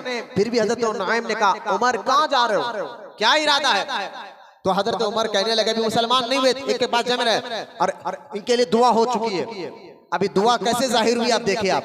अब लिहाजा हजरत उमर रज़ी अल्लाह ताला अन्हु फरमाते हैं, नुआइम मैंने उस नबी को कत्ल करने का इरादा किया जो अपने आप को नबी कह रहा है, उनके मारने, उनको माज़अल्लाह उनको कत्ल करने के लिए जा रहा हो। तो लिहाजा हजरत नुआइम ने कहा, उमर उस नबी के बारगाह में तो बाद में जाना, पहले तो अपने घर जाओ। तुम्हारी सगी बहन और तुम्हारा सगा भौने यानी आपकी बहन और भौने ये भी ईमान ला चुके हैं, ये भी कलमा पढ़ चुके हैं। हजरत उमर को इतना गुस्सा है, हाँ मेरी सगी बहन और मेरा भौने दोनों ईमान लाए हैं। हजरत उमर रास्ते से अपनी बहन के घर गए। उस वक्त आपकी बहन घर में कुरान पढ़ रही थी, सूरह ताहा की तिलावत कर रही थी। सूरह ताहा ऊपर तिलावत कर रही थी, अंदाजा करें वो कुरान पढ़ रही है। दरवाजे पे दस्तक आई, आपकी बहन ने अंदर से आवाज आई, कौन? तो आवाज आई, खत्ताब का बेटा उमर है। आपकी बहन डर गई, ये तो मेरा भाई आया है। फौरन कुरान, उस वक्त कुरान भी किताब की शक्ल में नहीं था, या तो ऊंट की हड्डियों पर या पेपर पर या ऊंट के चमड़े पर कुरान को लिखा जाता था। लिहाजा उस कुरान को उठाकर रख दिया और दरवाजा जब खोला, उमर का गुस्सा बड़ा जलाल भरा चेहरा देखा। उमर ने कहा, अभी अभी तू क्या पढ़ रही थी? आपकी बहन ने कहा, आपसे उसे क्या मतलब है? तो आपने कहा कि मैंने सुना कि तू उस नबी का कलमा पढ़ चुकी है। तो आपने कहा, बहन भी तो उमर की थी ना? कहा कि हाँ मैं कलमा पढ़ चुकी। इतना सुनना था, हजरत उमर ने अपनी बहन को इतना मारा, खून से लहू लहान हो गया आपकी बहन, यहाँ तक कि आपके भौने बचाने के लिए आए, आपने अपने भौने को भी खूब मारा। भाई बहन को और उनके शौहर को मार मार कर हजरत उमर थक गए, और जब थके तो आपकी बहन ने उठ कर कहा कि उमर तू खत्ताब का बेटा है तो मैं उसी खत्ताब की बेटी हूँ, तू जो खत्ताब का बेटा तो उसी खत्ताब की मैं बेटी हूँ। तू मेरे मार मार कर मेरी जान ले ले, मैं अल्लाह के रसूल का दामन नहीं छोड़ने वाला। बोलो मोहब्बत से सुभान अल्लाह। क्या हजरत उमर को ये जवाब, आपकी बहन, जो बहन जिंदगी में उमर के खिलाफ आवाज नहीं उठा सकती थी, देख चेहरा नहीं देखती थी, इतना डरती थी, हजरत उमर ने कहा, इतना जज्बा इसके पास आया, इतना पावर इसके पास आया। तो आपके बहन को आपने फरमाया, ए मेरी बहन एक काम कर, तू मेरे आने से पहले मैंने घर के बाहर सुना तू कुछ पढ़ रही थी, क्या पढ़ रही थी बता, मैं देखना चाहता हूँ। तो आपकी बहन ने कहा, उमर वो अल्लाह का कलाम है, वो कुरान है, अगर उसको पढ़ना, उसको देखना चाहते हो तो पहले तुम्हें पानी नहाना होगा, उसके बाद में तुम्हारे हाथ में दूंगी। हजरत उमर पानी नहा कर आए। अब वो कुरान जो सूरह ताहा में लिखा था, हजरत उमर को जब दिया गया, इधर हजरत उमर वो कुरान पढ़ रहे हैं, दिल नरम हुआ, और नरम हुआ और दिल से कुफ्रियत खत्म हुई, ईमान की रोशनी आने लगी, आंखों से आंसू जारी हो गए, दिल नरम पड़ गया, दिल में ईमान की दौलत आने लगी। तो हजरत उमर ने अपनी बहन से कहा कि मेरी बहन फौरन अल्लाह के नबी के पास लेकर चल, फौरन अल्लाह के नबी के पास लेकर चल। अब आपकी बहन जो है, आप हजरत उमर को वहां ले जाती है जहां हुजूर घर में आराम फरमा रहे थे। लिहाजा हजरत उमर के गले में तलवार लटकी हुई है। अब हजरत उमर उस घर की तरफ जा रहे हैं। जब दरवाजे की तरफ गए और दरवाजा खटखटाया, सहाबाए किराम ने अंदर के सुराख से देखा कि उमर खड़े हुए, हजरत उमर खड़े हुए हैं, गले में लंगी तलवार लटक रही है। सहाबा डर गए, उनको तो पता नहीं था कि ये उमर आ रहे हैं, किसी लिए आ रहे हैं। सहाबा डर गए और डर कर कहा, या रसूलल्लाह उमर आए हैं। हुजूर उमर आए हैं, उमर आए हैं। मैंने अभी आपको बताया ना, उमर को देखकर अच्छे अच्छे लोग डर जाते थे, क्योंकि सारे मक्के में इतने बड़े पहलवान थे कि बड़े बड़े लोग इनके सामने इनकी बोलती बंद हो जाती थी कि ये इतने बड़े पहलवान थे। लिहाजा सहाबा कहने हुजूर उमर आए हैं, तो हुजूर के चाचा हजरत हमजा भी खड़े थे घर के अंदर। हजरत हमजा ने कहा आए तो क्या वो आने दो, आने दो। अगर उमर का इरादा ठीक है तो कोई बात नहीं, अगर उमर मेरे नबी को कुछ करने आया है तो हजरत हमजा कहते हैं मैं उसका मुकाबला करने तैयार हूं। जहां उमर को देखकर पहलवान डर में पिछड़ जाते थे, हुजूर के सगे चाचा हजरत हमजा ने कहा आने दो उमर को, अगर इरादा ठीक है तो ठीक है, वरना मैं इससे मुकाबला करूंगा। लेकिन सरकार ने फरमाया चाचा आप खामोश रहे। दरवाजा खोला खुद हुजूर ने और हजरत उमर को करीब बुलाया और उमर के कपड़े को पकड़ कहा उमर उमर, 3 बार उनके कपड़े को झटका, मैं अल्लाह का रसूल हूँ, मैं अल्लाह का रसूल हूँ, मैं अल्लाह का रसूल हूँ। उमर कलमा पढ़ ले, कलमा पढ़ ले, ईमान ला ले। तो हजरत उमर ने हुजूर के मुबारक चेहरे को देखा और देखकर फरमाया अशहदु अल्ला इलाहा इल्लल्लाहु व अशहदु अन्ना मुहम्मदन अब्दुहु व रसूलुहु। बोले मोहब्बत से सुभान अल्लाह। अच्छा हजरत उमर जब ईमान लेकर आए ना, सहाबा को कितनी खुशी हुई। मैंने कहा ना मक्के का वो शख्स जिसे सब डरते थे, ऐसा शख्स कलमा पड़ा, सहाबा को इतनी ज्यादा खुशी हुई। सहाबा इकराम ने नारे तकबीर अल्लाहु अकबर का नारा लगाया, नारे तकबीर का नारा लगाया। उस वक्त पहली बार ऐसा हुआ कि मुसलमान अल्लाहु अकबर का नारा इतनी बुलंद आवाज से लगाया कि सारे मक्के में उस आवाज गूंजी, सारे मक्के में आवाज गूंजी। यानी खुशी देखे साहबा की, खुशी की इंतहा देखे यार उमर ईमान ला लिया। और इतने में ये सहाबा खुशी मना रहे थे, इतने में जिब्रील अलैहिस्सलाम आए, अल्लाह की बारगाह से जिब्रील अलैहिस्सलाम आए और आकर कहने लगे या रसूल अल्लाह, अल्लाह आपको सलाम कहता है, या रसूल अल्लाह, अल्लाह आपको सलाम कहता है। और या रसूल अल्लाह, जिस तरह आपके गुलाम उमर के ईमान लाने पर खुशी मना रहे हैं, इसी तरह आसमान में फरिश्ते भी उमर के ईमान लाने पर खुशियां मना रहे हैं। बोला मोहब्बत से सुभान अल्लाह। ये है हजरत उमर बिन खत्ताब रजी अल्लाह ताला अन्हु, जिनके ईमान लाने पर आसमान के फरिश्ते भी खुशियां मनाए। अब हजरत उमर जब ईमान लाने के बाद हुजूर से कहा या रसूल अल्लाह हम सच पर है? बोले सुभान अल्लाह। कहा हाँ उमर मैं सच्चा हूँ, अल्लाह का रसूल हूँ। का दीन सच्चा है? फरमाया उमर हाँ दीन सच्चा है, इस्लाम सच्चा है, अल्लाह का कलाम सच्चा है। फरमाया हाँ उमर दीन भी सच्चा, इस्लाम भी सच्चा, मैं भी अल्लाह का सच्चा रसूल हूँ। तो हजरत उमर कहने लगे आका जब हम सच्चे हैं, हक पर है, तो अब ये बंद कमरे में इबादत क्यों? ये बंद कमरे में इबादत की जब हम सच्चे हैं। और ये काबा भी इब्राहिम अलैहिस्सलाम ने बनाया, ये अल्लाह के नबी ने बनाया है, इसमें जबरदस्ती बुतों को रखा गया है, जबकि हमारा हक काबे पर है, हम अल्लाह के बंदे हैं, हम अल्लाह के नबी का कलमा पढ़ते हैं। तो हम जब सच पे होकर हम क्यों जो है इनसे डरे? अब कहा सरकार को हजरत उमर ने हुजूर आप बाहर निकले, अब हम काबे के सामने ठहर कर नमाज पढ़ेंगे।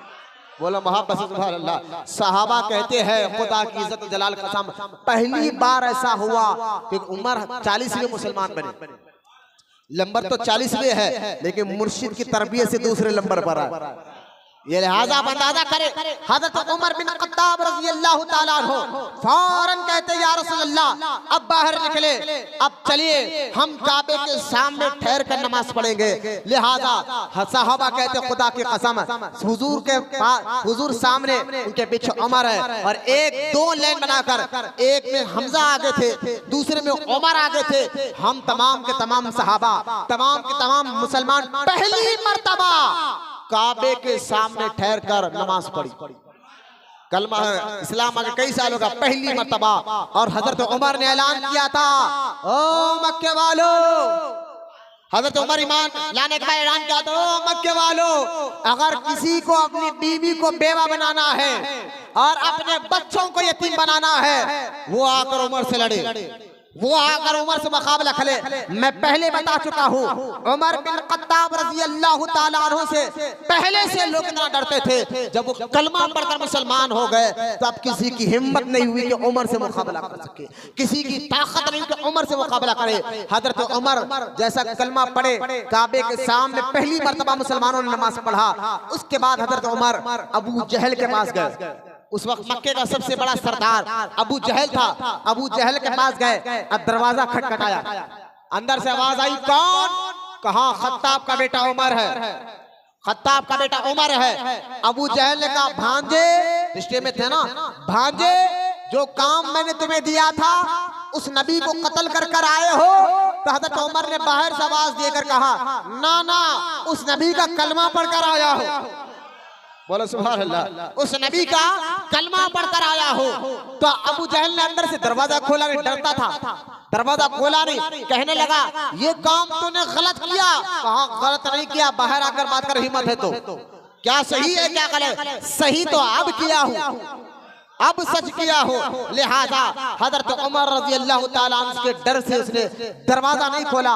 हजरत उमर मक्के में काबे में जाते, मक्के की गलियों में जाकर कहते कि मैं ईमान लाया हूँ, लोग पीछे हट जाते। यहाँ तक कि मक्के में एक शख्स था, उस शख्स को बुलाया हजरत उमर ने, क्योंकि मक्के में वो आदमी बड़ा मशहूर था कि ये पेट कूड़ा है, यानी इसके पेट में कोई बात टिकती नहीं। वो जब भी उसको कोई बात बोलो वो फौरन बात को फैला देता है। अब गौर करें कि उस शख्स को हजरत उमर ने बुलाया, बुलाकर कहा, देख मैं कलमा पढ़ चुका हूँ, अब एक घर में कहाँ जाकर सबको बोलूं?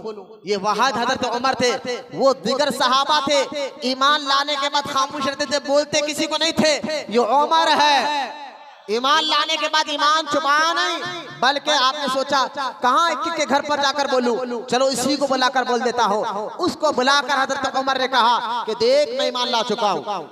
बोलो सुभान अल्लाह, मैं ईमान ला चुका हूँ। ये कहना था, उस आदमी के जहन दिमाग में बात फैल गई और उसने सारे मक्के में ऐलान कर दिया कि लोगों, उमर बिन खत्ताब भी मुसलमान हो चुका है, वह भी कलमा पढ़ चुका है। हजरत उमर कहते हैं, उसके बाद मक्के वाले मुझे भी सताने लगे, कुछ को मैं मारता, कुछ संभल के मुझे मारते, लेकिन जो अल्लाह की राह में तकलीफ उठाने का जो मजा था, अल्लाह की मोहब्बत में तकलीफों को बर्दाश्त करना, सबर करना, जो मजा था वो कभी नहीं आया। लिहाजा हजरत उमर बिन खत्ताब रज़ी अल्लाह ताला अन्हु इस्लाम जब कबूल करे, इस्लाम तेजी से आगे बढ़ने लगा।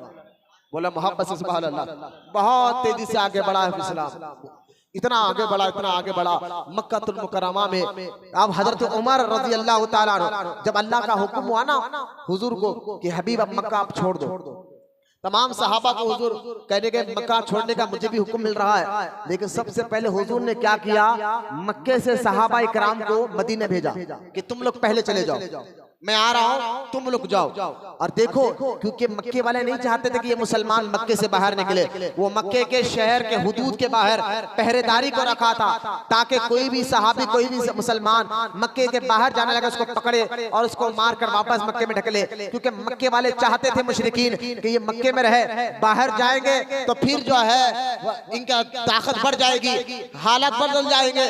लिहाजा मक्के वाले तो नहीं चाहते थे, लेकिन अल्लाह पाक का हुक्म था, हबीब अपने गुलामों को पहले मक्के से भेजिए। लिहाजा अल्लाह के रसूल अलैहिस्सलाम ने पहले सहाबा इकराम को हुक्म दिया कि तुम लोग लिख लो एक एक कर कर। अब सहाबा इकराम, क्योंकि हुजूर देख लिया कि चंद सहाबा ये उम्मत का असासा है, ये उम्मत की दौलत है, अगर ये यहाँ रह गए तो फिर आगे दीन का काम कौन करेगा। लिहाजा हुजूर ने एक एक करके तमाम सहाबा को भेजाया, लेकिन उन्हीं तमाम सहाबा छुप छुप कर मक्के वालों से बहाने बना बना कर मक्के से हिजर कर मदीना चले गए। अच्छा, सिर्फ मदीना जाना है तो कुछ सालों के लिए नहीं भाई, यहाँ जो दौलत है, प्रॉपर्टी है, जमीन है, घर है, सब कुछ छोड़ के जाना है। सहाबा इकराम की कुर्बानियां देखो कि उन्होंने ये नहीं कहा या रसूल अल्लाह हमारा घर यहाँ पर है, हमारे प्रॉपर्टियां यहाँ पर है, हमारे जमीनों का क्या होगा, हमारी दौलत का क्या होगा। ना, सहाबा इकराम ने तमाम बात कोई सवाल नहीं किया, बल्कि हुजूर का हुक्म मिला, तमाम सहाबा इकराम ने दौलत को, धन को, सब कुछ छोड़कर मक्के से मदीने जाने लगे। वाहिद तमाम सहाबा छुप छुप कर गए, लेकिन हजरत उमर अकेले और अकेले जब हुजूर ने कहा उमर तुम भी मक्के से मदीना चले जाओ, हजरत उमर काबे के पहले घर गए, कुछ सामान रखा, तैयार किया और काबे के पास आए और काबे का तवाफ किया। काबे का तवाफ किया और तवाफ करने के बाद कहा ओ मक्के वालों, हुजूर मेरे नबी ने कहा कि मक्का छोड़कर मदीना जाओ, मैं जा रहा हूं। अब किसी को माँ को यानी कोई अपनी बीवी को यतीम जो है बेवा बनाना चाहता है, बच्चों को यतीम बनाना चाहता है तो सामने आ जाए, यानी अलानिया तौर पर हजरत उमर मक्का छोड़कर मदीना गए और किसी मुशरिक में हिम्मत नहीं हुई उमर को रोकने की। बोलो सुभान अल्लाह। फारूक आजम को रोकने की किसी मुशरिक में हिम्मत नहीं हुई। हजरत उमर रजी अल्लाह ताला अन्हु हुजूर के साथ हर जंग में साथ रहे, हर जंग में, जंग बदर का मामला हो हुजूर के साथ, जंग ओहद का मामला हो हुजूर के साथ, जंग खंदक का मामला हो हुजूर के साथ, यहाँ तक के अल्लाह के रसूल सल्लल्लाहु अलैहि वसल्लम हजरत उमर और अबू बकर सिद्दीक को दोनों को कहते थे अबू बकर और उमर मेरी आंख और कान है। बोलो मोहब्बत से सुभान अल्लाह। हुजूर अलैहिस्सलातु वस्सलाम फरमाते थे, आप देखे हुजूर से इतनी मोहब्बत हजरत उमर बिन खत्ताब रजी अल्लाह ताला अन्हु को थी। आप तवज्जो फरमाए कि अल्लाह के रसूल अलैहिस्सलातु वस्सलाम से जो मोहब्बत हजरत फारूक आजम को थी और हुजूर से इतनी लगाव था कि हर वक्त हुजूर के साथ रहा करते थे। और सहाबा में आपका अलग ही एक मुकाम मर्तबा है। हजरत उमर बिन खत्ताब रजी अल्लाह ताला अन्हु के बारे में सरकार मदीना राहत क़ल्ब व सीना अलैहिस्सलातु वस्सलाम ने इनकी खूबियों और इनकी मिजाज को देखते हुए फरमाया था कि उमर के मेरे बाद कोई नबी तो नहीं आ सकता। हुजूर फरमा रहे, उमर की फजीलत को ज़हन में रखिए, हुजूर फरमा रहे हैं मैं आखिरी नबी हूँ, मेरे बाद तो कोई नबी नहीं आ सकता, लेकिन अगर मेरे बाद कोई नबी होता तो अल्लाह उमर को नबी बनाता, अल्लाह उमर को नबी बनाता। ये हजरत फारूक आजम रजी अल्लाह ताला अन्हु के मिजाज और मुकाम मर्तबा है। अब हदीस पाक सुने, अल्लाह के रसूल अलैहिस्सलातु वस्सलाम फरमाते हैं मैं एक मर्तबा, और ये बुखारी शरीफ की हदीस है, और सरकार फरमाते हैं मैंने एक मर्तबा ख्वाब देखा। हुजूर कह रहे हैं मैंने ख्वाब देखा। नबी का ख्वाब हमारे ख्वाब की तरह नहीं होता, हम भी ख्वाब देखते हैं, ख्वाब देखना ये हमें भी आता, हमको भी ख्वाब पढ़ते हैं, लेकिन ख्वाब की 3 किस्में हैं। याद रखिए, जरा ये ख्वाब के बारे में आप सुने, मैं आगे बताता हूँ। ख्वाब की 3 किस्में हैं, रहमानी, नफसानी और शैतानी। ये 3 किस्में ज़हन में रखिए आप।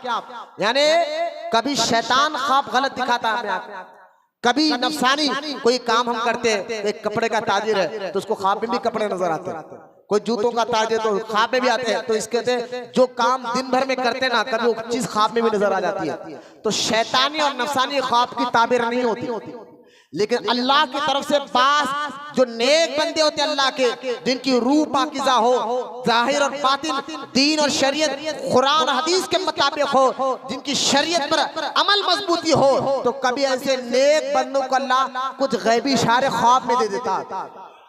लिहाजा अक्सर लोग मुझसे भी आ गए, मौलाना हम ये ख्वाब देखे, तो मैं सामने वाली के पहले कैपेसिटी को देखता हूँ कि ये जो बंदा मुझे ख्वाब बयान कर रहा है तो अच्छा वो ख्वाब अच्छा है बुरा ये अलग बात है, लेकिन आम मुसलमानों को पहले उसकी आदत को देखो।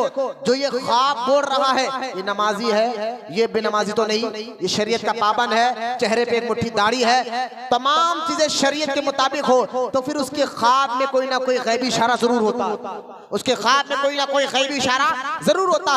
लेकिन आप देखें, हाँ आम मुसलमानों को एक ख्वाब ऐसा है, किसको भी नजर आ जाए वो ख्वाब, लेकिन 100% वो ख्वाब सच्चा होता है। हाँ, ख्वाबों के बारे में थोड़ा सा नॉलेज मैं आपको दे रहा हूँ।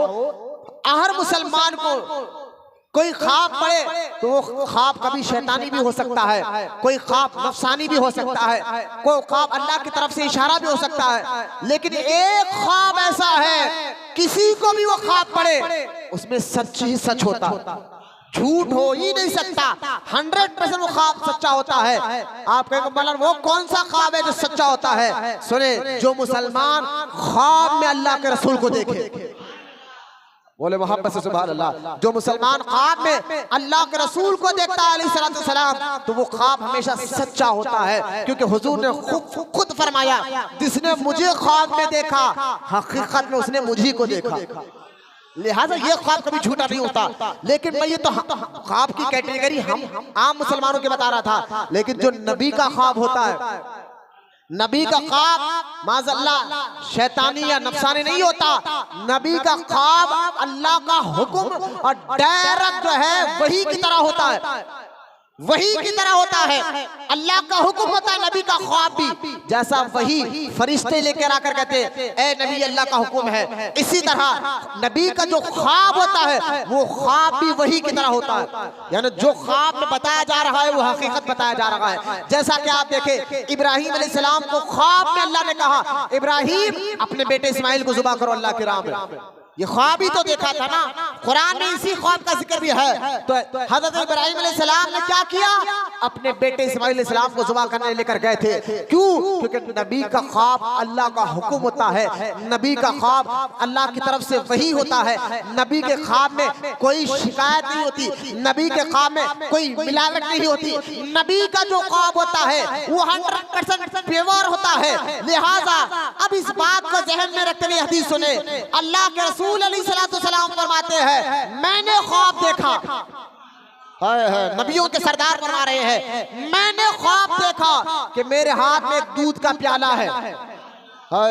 सुने ख्वाब के बारे में हुजूर फरमा रहे हैं अलैहिस्सलाम मैंने ख्वाब देखा मेरे हाथ में एक दूध का प्याला है, उसको अंदर से मैं उस प्याले यानी उस दूध को पी रहा हूँ।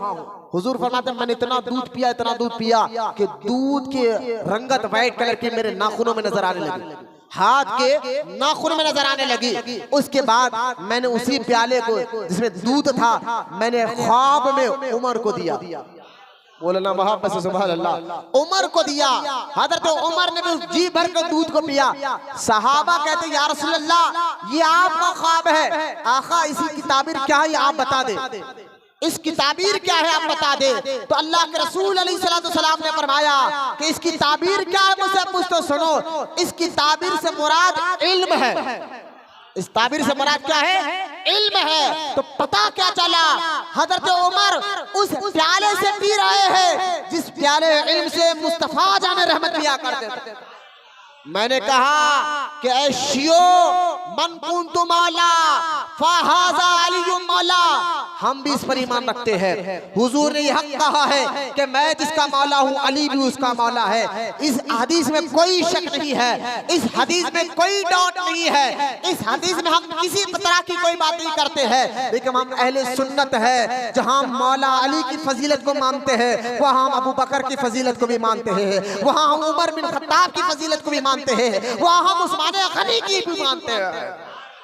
लिहाजा ये भी बड़ी फजीलत की बात है मन कुंतु मौला। तो ये भी फजीलत की बात है, जिस प्याले से हुजूर पी रहे हैं उसी प्याले से उमर ने पिया, उसी प्याले से उमर ने पिया है। हजरत उमर बिन खत्ताब रजी अल्लाह तआला की मिजाज में शुरू से जलाल बहुत था। जलाल किसके लिए? अल्लाह के लिए। आप अल्लाह उसके रसूल के दुश्मनों को बर्दाश्त करते ही नहीं थे, बड़े मिजाज के सख्त थे। अपनी जात के लिए नहीं, कोई आपका पैसा खा जाए आपको गाली ना, अपने लिए नहीं अल्लाह के लिए। बात को समझिए आप, अपनी जात के लिए नहीं, गुस्सा अल्लाह के लिए। जैसा कि आप देखें एक शख्स जो है, क्योंकि मुनाफिकों की पहचान मदीने में हुई, मदीना मुनव्वरा में मुनाफिकीन पैदा हुए। मक्के में तो मुशरिक थे, मदीने में मुनाफिक बने, क्योंकि मुनाफिकों की तादाद ज्यादातर मदीने में ही थी हुजूर के दौर मुबारका में। और मुनाफिक कहते किसको है? ऊपर से जो कलमा पढ़ते हैं कि हम अल्लाह पर ईमान लाए, रसूल पर ईमान लाए, नमाज पढ़ते हैं, लेकिन दिल से ये मानते नहीं। सूरह मुनाफिकून 28वां पारा पढ़ कर देखिए आप, इनकी आदतों का जिक्र अल्लाह ने कुरान में किया है। मुनाफिकों की आदतों का जिक्र अल्लाह ने 28वें पारे और कुरान का सूरा भी देखे, नाम भी है सूरह मुनाफिकून। आप देखें कुरान में 28वें पारे सूरह मुनाफिकून की पहली आयत है जिसमें अल्लाह ताला ने फरमाया ए हबीब मैं कहता हूँ। अरे समझो बात को, अल्लाह क्या कह रहा है? अल्लाह कुरान में कह रहा है हबीब मैं कहता हूँ। ये कलमा पढ़ने वाले मुसलमान नहीं है, ये अल्लाह ने खुद कहा, मैं कह रहा हूं ना, क्योंकि इन्होंने जुबान से कलमा पढ़ा, दिल से नहीं पढ़ा। इनको कहते मुनाफिक। क्या कहते हैं इनको? मुनाफिक। इसलिए मुनाफिक की सजा काफिर से भी बदतर है, मुशरिक से भी बदतर है। मुशरिक तो खुल्लम खुल्ला कह रहा कि मैं मुशरिक हूँ, लेकिन मुनाफिक कलमा पढ़कर मुसलमानों को धोखा देते हैं, नमाज पढ़कर मुसलमानों को धोखा देते हैं, इबादत कर कर मुसलमानों को धोखा देते हैं। कभी इनकी आदतें कैसी है, इनकी मिजाज कैसी है। कुरान पढ़े 28 पारा का तर्जुमा पढ़े सूरह मुनाफिकून का, आज सेम वही आदतें आज के वहाबियों में मिलेंगी आपको, जो कलमा पढ़कर नमाज पढ़कर भी हमारे नबी के बारे में गलत बातें कहते हैं। इसलिए नौजवानों को कहता हूं कि आप कभी बदअकीदा की सोहबत में मत बैठो, वहाबियों की आदत में कहीं तुम्हारा ईमान भी बर्खास्त ना हो जाए, क्योंकि ये लोग शहद में जहर देने वाले लोग हैं, शहद में जहर देने वाले लोग हैं। खैर, मुनाफिकों की इत्तेदाद मदीने मुनव्वरा में हुई। अब मैं आपको बताता हूँ हज़रत उमर अल्लाह उसके रसूल से मोहब्बत कैसी करती, इश्क कैसा था, और अल्लाह के दुश्मनों से कैसा भयानक चिढ़ते थे। अब आप देखें क्या एक यहूदी में और नाम के एक मुसलमान जो मुनाफिक था, उस दोनों में झगड़ा हो गया। एक जमीन के मसले को लेकर झगड़ा हो गया। यहूदी कहता था मेरी जमीन है, मुनाफिक कहता था मेरी जमीन है। तो अब उस यहूदी को मालूम था कि इनका जो नबी है वो हक की बात कहते हैं, जो सच है वही कहते हैं ना, मैं भी आपको बताऊंगा। लिहाजा यहूदी कहने लगा चलो तुम्हारे नबी के पास जाकर उनसे फैसला कराते हैं। लिहाजा अब देखे वो यहूदी के कहने पर मुनाफिक तो पहले हिचकिचाया, क्योंकि सच्चा मुसलमान नहीं था। जो सच्चा मुसलमान है वो अल्लाह उसके रसूल के हुक्म के आगे सर भी झुकाते हैं, दिल भी झुका देते हैं। लिहाजा अब वो पहले हिचकिचाया, फिर कहने लगा चलो हुजूर की बारगाह में। अब हुजूर की बारगाह में यहूदी और ये मुनाफिक दोनों गए और दोनों जाकर सारा वाकया बयान किया, सबूते बताए। तो हजरत आका और रहमत कौनैन सल्लल्लाहु अलैहि वसल्लम ने देखा कि हक पर यहूदी था। यही इस्लाम की खुसूसियत है, जो सच अमन भी। आप कुरान की आयत आगे चलकर बताऊंगा। अल्लाह कुरान में कहता है इंसाफ को पसंद करो, सच को पसंद करो और इंसाफ को कायम रखो। जमीन पर भी इंसाफ करो, लोगों के दरमियान में भी इंसाफ करो। यही तो पैगाम अल्लाह ने दिया, यही तो पैगाम हुजूर ने भी अता फरमाया। अब सच तो ये था कि वो जमीन यहूदी की थी, हुजूर ने फैसला यहूदी के हक में किया। अब हुजूर के जब फैसला कर दिया, अब वो यहूदी वो मुनाफिक दिखावे का मुसलमान बाहर आए। बाहर आकर यहूदी ने कहा देख तेरे नबी ने भी कह दिया है हक पर मैं हूँ, मेरी वो जगह है, सारी प्रॉपर्टी मेरी है। अब ये मुनाफिक है ना ना ना मैं इनका हुक्म नहीं मानता, मैं इनका हुक्म नहीं मानता। चलो हजरत उमर के पास जाएंगे, क्योंकि उमर की मिजाज के बारे में सारे मक्का और मदीना के लोग जानते थे कि उमर को चिढ़ है तो अल्लाह के दुश्मनों से, जो अल्लाह की इबादत छोड़कर गैरों की इबादत करते हैं। उमर उनको बर्दाश्त नहीं करते, उमर उनको देख नहीं सकते। लिहाजा वो मुनाफिक कहने लगा चलो उमर के पास जाकर हम उमर से फैसला कराते हैं। वो यहूदी कहने लगा तुम कैसे मुसलमान हो, जिस नबी का कलमा पढ़ते हो उस नबी ने फैसला कर दिया, अब उमर के पास जाने की बात करते हो। यही तो बात हुई ना कि सुप्रीम कोर्ट का फैसला आने के बाद हाई कोर्ट में चले, यही तो बात हो गई। लिहाजा वो मुनाफिक कहने लगा नहीं चलो तुम्हें चलना होगा। यहूदी कहने लगा ठीक है चलो जाएंगे। अब गए हजरत उमर बिन खत्ताब के घर, दरवाजा खटखटाया, हजरत उमर ने दरवाजा खोला, दरवाजा खोलकर दोनों को देखा तो मुनाफिक कहने लगा ए उमर मैं आपके पास एक फैसला कराने आया हूँ। फैसला ये है कि मैं मुसलमान हूँ, हालांकि वो मुनाफिक था, अपने आप को मुसलमान कह रहा था, मैं मुसलमान हूँ, ये यहूदी है, जमीन के बारे में मैं फैसला कराने आया हूँ। हजरत उमर गौर से सुनने लगे। इतने में यहूदी बोला ए उमर जरा फैसला करने से पहले एक बात ये भी सुन लो, अभी अभी हम तुम्हारे नबी के पास जाकर आ रहे हैं और तुम्हारे नबी ने मेरे हक में फैसला कर दिया है, फिर भी ये कहता है फैसला हम उमर से सुनेंगे, लिहाजा ये जबरदस्ती आपके पास लेकर आया है। इतना सुनना था। हजरत उमर ने कहा अच्छा ये बात है, कुछ लम्हा यहाँ ठहरो, मैं अभी घर में जाकर आता हूँ और मेरा फैसला क्या है बताता हूँ। हजरत उमर वापस घर में गए, तलवार लेकर बाहर आए और उस मुनाफिक की गर्दन काट दी। बोलो मोहम्मद सुभान अल्लाह। उस मुनाफिक की गर्दन काट दी और काट कर कहा जो मेरे यानी अल्लाह के नबी का फैसला ना माने, उमर उसके हक में यही फैसला करता है। उमर उसके हक में यही फैसला करता है। अब क्या हुआ, ये बात मदीना मुनव्वरा में फैल गई। दिखने में तो मुसलमान था ना, दिखने में तो मुसलमान था ना, बाज़ाहिर तो मुसलमान था। सारे मदीने में ये बात फैल गई कि उमर ने एक मुसलमान को कत्ल कर दिया, उमर ने एक मुसलमान को कत्ल कर दिया। बात हुजूर की बारगाह तक पहुंची। अल्लाह के रसूल ने उमर को बुलवाया और उमर को बुलाकर कहा, उमर ये क्या किया तुमने कि तुमने एक मुसलमान को कत्ल कर दिया है। आप ये कहेंगे हुजूर को नहीं मालूम था। मैंने कहा अल्लाह के बताने से हमारे नबी सब जानते थे, लेकिन अभी हुक्म नहीं था, क्योंकि अभी हुक्म ये था कि अभी इस्लाम फैल रहा है। अभी चोरों को निकाले जो बाज़ाहिर कलमा पढ़ ले, नमाज पढ़ ले, अगर इनको मारने लग जाए तो दूसरे लोग कहते देखो ये कैसे लोग आपस में लड़ रहे, ये कह सकते थे। इसलिए अभी अल्लाह ने कहा था हबीब खामोश रहे, कुछ दिन के बाद हम इनका खुलासा करेंगे। लेकिन हुजूर जानते थे जाहिरी तौर पर, शरीयत जाहिर पर लगता है, जाहिरी तौर पर जो है दिखने में तो ये दिख रहा था उमर ने कलमा पढ़ने वाले को मारा है। लिहाजा अल्लाह के रसूल की बारगाह में मुनाफिकीन के दोस्त आना कर लेगा, अल्लाह के रसूल हमें इंसाफ दिलाइए, इंसाफ। ये देखिए उमर ने क्या कर दिया, हमारे दोस्त को मार दिया, हमारे दोस्त को कत्ल कर दिया। हज़रत उमर कहते या रसूल अल्लाह, मैंने इनके दोस्त को एक मुनाफिक को कत्ल किया है जो आपको, जो आपके फैसले को ना माने। उमर उसका हाल यही करेगा, ये कहना था। अल्लाह के रसूल ने फरमाया उमर ठीक है तुमने मुनाफिक को मारा है, जरा सबूत तो दो, तुम्हारे पास क्या सबूत है कि वो मुनाफिक था। बाज़ाहिर हुजूर शरी तौर पर हुजूर जानते सब है, ज़ाहिरी तौर पर पूछ रहे हो उमर तुम्हारे पास क्या सबूत है। हज़रत उमर कहते या रसूल अल्लाह वो यहूदी था, वो तो भाग गया डर कर, लेकिन आका मैं क्या सबूत लाऊं। इतनी बात हो रही थी, इतने में अल्लाह ताला ने जिब्रील को भेजा। बोलो ना मोहब्बत से सुभान अल्लाह। जिब्रील अलैहिस्सलाम आए, कुरान की आयत उतरी, सूरह निसा पढ़कर देखे। अल्लाह ताला कुरान में कहता है हबीब उमर ने मुनाफिक को कत्ल किया है।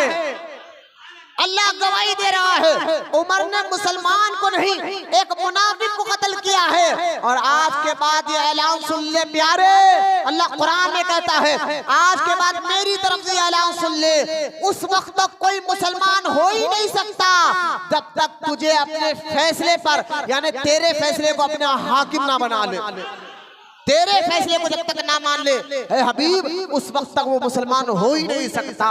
लिहाजा उमर वो है जिनकी गवाही के लिए अल्लाह ने कुरान में आयत उतारी। बोलो मोहब्बत से सुभान अल्लाह। हजरत उमर बिन खत्ताब रज़ी अल्लाह ताला अन्हु के फज़ाइल इतने हैं। आप देखें अल्लाह के रसूल अलैहिस्सलाम जो है एक मर्तबा कुछ खवातीन हुजूर की बारगाह में आए और हुजूर की बारगाह में आकर जो है, क्योंकि हुजूर खुद कहते थे मेरा अबू बकर घी की तरह नरम है, नरम ही बहुत पसंद है इसको। और लेकिन उमर जो है वो नूह अलैहिस्सलाम की तरह और मूसा अलैहिस्सलाम की तरह एक जलाली है। लिहाजा हजरत उमर के सामने आप देखें हजरत फारूक आज़म रज़ी अल्लाह ताला अन्हु, अब सुने आप, जैसा ही कुछ खवातीन हुजूर की बारगाह में आकर बात कर रहे हैं, हुजूर से कोई बात कर रहे हैं, क्योंकि हुजूर के सामने आकर वो खवातीन थोड़ा सी फ्री मिजाज में बात कर रही थी। इतने में दरवाजा खटखटाया। अल्लाह के रसूल अलैहिस्सलाम ने कहा कौन? कहा हुजूर आपका गुलाम उमर आया है, आपका गुलाम उमर आया है। इतना कहना था वो पूरी औरत उठकर जाकर पर्दे में छुप कर बैठ गए और अपनी आवाजों को भी बंद कर लिया। अब सरकार ने कहा अंदर आ जाओ, दरवाजा खोलकर हुजूर अंदर गए। हुजूर मुस्कुरा रहे, हुजूर मुस्कुरा, सीधा बैठो यही बच्चे सीधा बैठो। लिहाजा हुजूर मुस्कुरा रहे। हुजूर ने कहा, उमर ने कहा या रसूल अल्लाह आज आपके चेहरे पर मैं मुस्कुराहट देख रहा हूँ, क्या वजह है? कहा उमर तुम्हारे आने से पहले तक ये खवातीन जो पर्दे में बैठी है, ये खवातीन जो है ये बड़े फ्री मिजाज मुझसे बातें कर रही थी, लेकिन तुम्हारा नाम सुना ये फौरन अंदर जाकर बैठ गए और इनकी आवाजें भी बंद हो गई, इनकी आवाजें भी बंद हो गई। हजरत उमर ने कहा कि ऐ पर्दे में रहने वाली खवातीन औरतों, तुम्हें ज्यादा हया अल्लाह और उसके रसूल से करना चाहिए। उमर तो ये रसूल का गुलाम है, ये है रसूल का गुलाम है, मुझसे इतना डर क्यों, मुझसे इतने हया क्यों? उन खवातीन ने कहा कि उमर तुम्हारे चेहरे को देखकर ही हमें डर लगता है, तुम्हारी मिजाज को देखकर ही हमें डर लगता है। इतने में अल्लाह के रसूल ने मुस्कुरा कर कहा उमर ये तो औरतें हैं जो तुम्हें देखकर डर कर अपनी आवाजें रोक लेती है। उमर अल्लाह ने तुम्हें ये मुकाम दिया है, तुमको देखकर शैतान भी अपना रास्ता बदल लेता है। बोला मोहब्बत से सुभान अल्लाह। ये है हज़रत उमर, हाँ बोलो मोहब्बत से सुभान अल्लाह। ये है फारूक आज़म। कहा उमर तुम्हें देखकर तो शैतान भी रास्ता बदल लेता है। ये है हज़रत फारूक आज़म का मुकाम मर्तबा। इसलिए सैयदा आयशा सिद्दीक़ा को एक मर्तबा हुजूर ने फरमाया था, आयशा आसमान में कितने तारे देख रहे हो? कहा हाँ या रसूल अल्लाह, इतनी नेकियां उमर के है, इतने नेकियां उमर के हैं। हज़रत उमर रज़ी अल्लाह ताला अन्हु के मैं कुछ बातें आपके सामने और रखना चाहता हूँ, आप तवज्जो फरमाए कि देखिए हुजूर के ज़ाहिरी दुनिया से पर्दा फरमाने के बाद 2 साल तक हज़रत अबू बकर सिद्दीक खलीफा रहे और दीन के काम को आगे बढ़ाया। हुजूर के पर्दा फरमाने के बाद दीन के काम को हजरत अबू बकर सिद्दीक ने आगे बढ़ाया। 2 साल के बाद हजरत अबू बकर सिद्दीक ने अकाबिर सहाबा को मशवरा दिया कि आप मेरे बाद खलीफा उमर को बनाना। लोगों ने कहा कि आप उमर जो सख्त मिजाज वाले हैं वो उमर को खलीफा बना रहे हैं, आप क्या कर रहे हैं? हजरत अबू बकर सिद्दीक ने कहा मैं जो देख रहा हूँ, मेरी नजर जो देख रही है, मैं जानता हूँ उमर खलीफा बनने के बाद क्या कर सकता है, क्या कर सकता है। लिहाजा हजरत सिद्दीक अकबर के पर्दा फरमाने के बाद हजरत फारूक आजम उमर बिन खत्ताब रज़ी अल्लाह ताला अन्हु को, क्योंकि आप देखें हजरत उमर का एक लक़ब है फारूक, आपका ये लक़ब है फारूक। फारूक का मतलब है सच और झूठ में फर्क कर कर बताने वाला, हक और बातिल में अलग कर कर बताने वाला, हक क्या है बातिल क्या है। और ये लक़ब फारूक का अल्लाह ने हुजूर के जरिए अता फरमाया, अल्लाह ने हुजूर के जरिए अता फरमाया है। हजरत फारूक आज़म रज़ी अल्लाह ताला अन्हु जब मुसलमानों के अमीरुल मोमिनीन बने, अब यहाँ से आपको सुनना है 1948 में ये जब देश आजाद हुआ, पंडित जवाहरलाल नेहरू जब इस मुल्क हिंदुस्तान के पहले प्राइम मिनिस्टर बने, तो गांधी जी से किसी ने पूछा था कि आप अपने मुल्क के पहले प्राइम मिनिस्टर को क्या नसीहत करना चाहते हैं, क्या बोलना चाहते हैं। आज गूगल पर सर्च करिए 1948 का उस वक्त के न्यूज़पेपरों को सर्च कर कर देखे, आज भी ये बात तारीख में लिखी हुई है कि आपने कहा था कि गांधी जी ने बात कही थी कि देखो जो इस मुल्क का पहला प्राइम मिनिस्टर है देश आजाद होने के बाद, देश आजाद होने के बाद पंडित जवाहरलाल नेहरू को गांधी जी ने ये बात कही थी कि मैं इसको कहूंगा जो इस मुल्क का पहला पीएम है, प्राइम मिनिस्टर है, मैं उनको कहूंगा कि तुम ऐसी जिंदगी, ऐसी बादशाहत, ऐसी सादगी जिंदगी गुजारो जैसी सादगी जिंदगी बादशाहत यानी एक गवर्नर बनने के बाद अबू बकर ने और उमर बिन खत्ताब ने गुजार कर बताई थी। ये चुप कर क्यों कहा था गांधी जी, अभी आगे चलकर आप सुनकर हैरान हो जाएंगे। वाह रे फारूक आज़म, क्या उन्होंने दीन पर जब अमीरुल मोमिनीन बने तो किस तरह इंसाफ को जमीन पर लाया। हुजूर की ये गुलाम की शान से बोलो मोहब्बत से सुभान अल्लाह। इतनी मुकाम मर्तबा हज़रत फारूक आज़म का, जब सिद्दीक अकबर के पर्दा फरमाने के बाद फारूक आज़म को मुसलमानों का अमीर बनाया गया और आपके कानों तक ये बात पहुंची कि लोग आपसे डरते हैं, लोग आपसे डरते हैं कि आप बड़े जलाली मिजाज वाले हैं, आपका मिजाज सख्त है।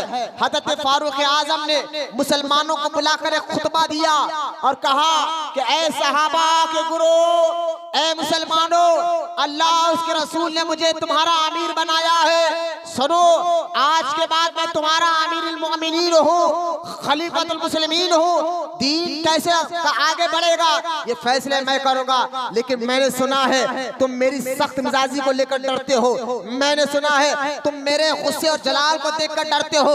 उमर सख्त मिजाज वाला है, तो हजरत उमर ने कहा हाँ मैं सख्त मिजाज हूँ, मैं जलाल हूँ, लेकिन खुदा की कसम मेरी सख्त मिजाजी, मेरा जलाल अपनी जात के लिए नहीं, अल्लाह के दीन के लिए होगा, अल्लाह की दीन के लिए होगा।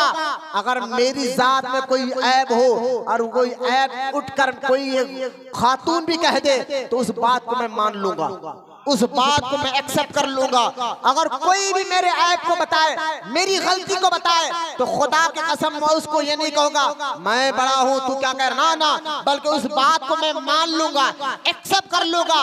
मेरी जात से कोई गलती हो जाए तो मैं तमाम मुसलमानों को इजाजत देता हूं, हजरत उमर कह रहे तमाम लोगों को इजाजत देता हूं उस गलती को मेरे मुंह पर बोले, उस गलत चीज को मेरे मुंह पर बोले, लेकिन हाँ अगर तुम लोगों ने कुरान और हदीस से हट के कोई काम किया, दीन से हट के कोई काम किया, शरीयत से हट के कोई काम किया, हजरत उमर कहते हैं फिर तो ये चाबुक कोल्ला देख रहे हो, ये कोल्ला होगा, उमर का पैर होगा, उस फितने को उमर दबा के रख देगा।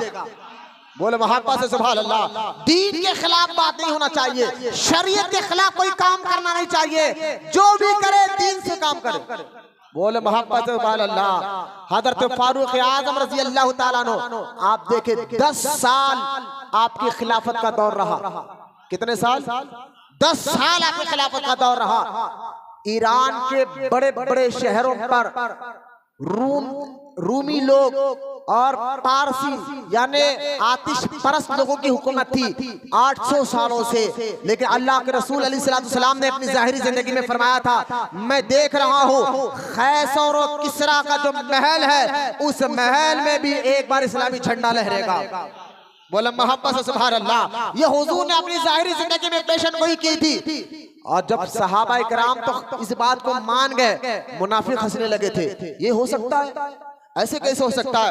खैसर और किसरा जो 800 साल से हुकूमत करते हुए आ रहे हैं, वो जो अरब लोगों से डरकर इस्लाम कबूल करेंगे या झंडा वहां इस्लामी लहरेगा? लेकिन सहाबा को इस बात पे कोई शक नहीं था। सहाबा समझ के हो ना हो ये दिन आने वाला है, ये वक्त और ये टाइम आने वाला है, और खुदा की कसम वो टाइम आया हजरत उमर के जमाने में। बोलो मोहब्बत से सुभान अल्लाह। हजरत उमर बिन खत्ताब रज़ी अल्लाह ताला के दौर में आपने तमाम सहाबा को अलग अलग इलाकों में, अलग अलग एरियो में दीन के काम के लिए भेजा।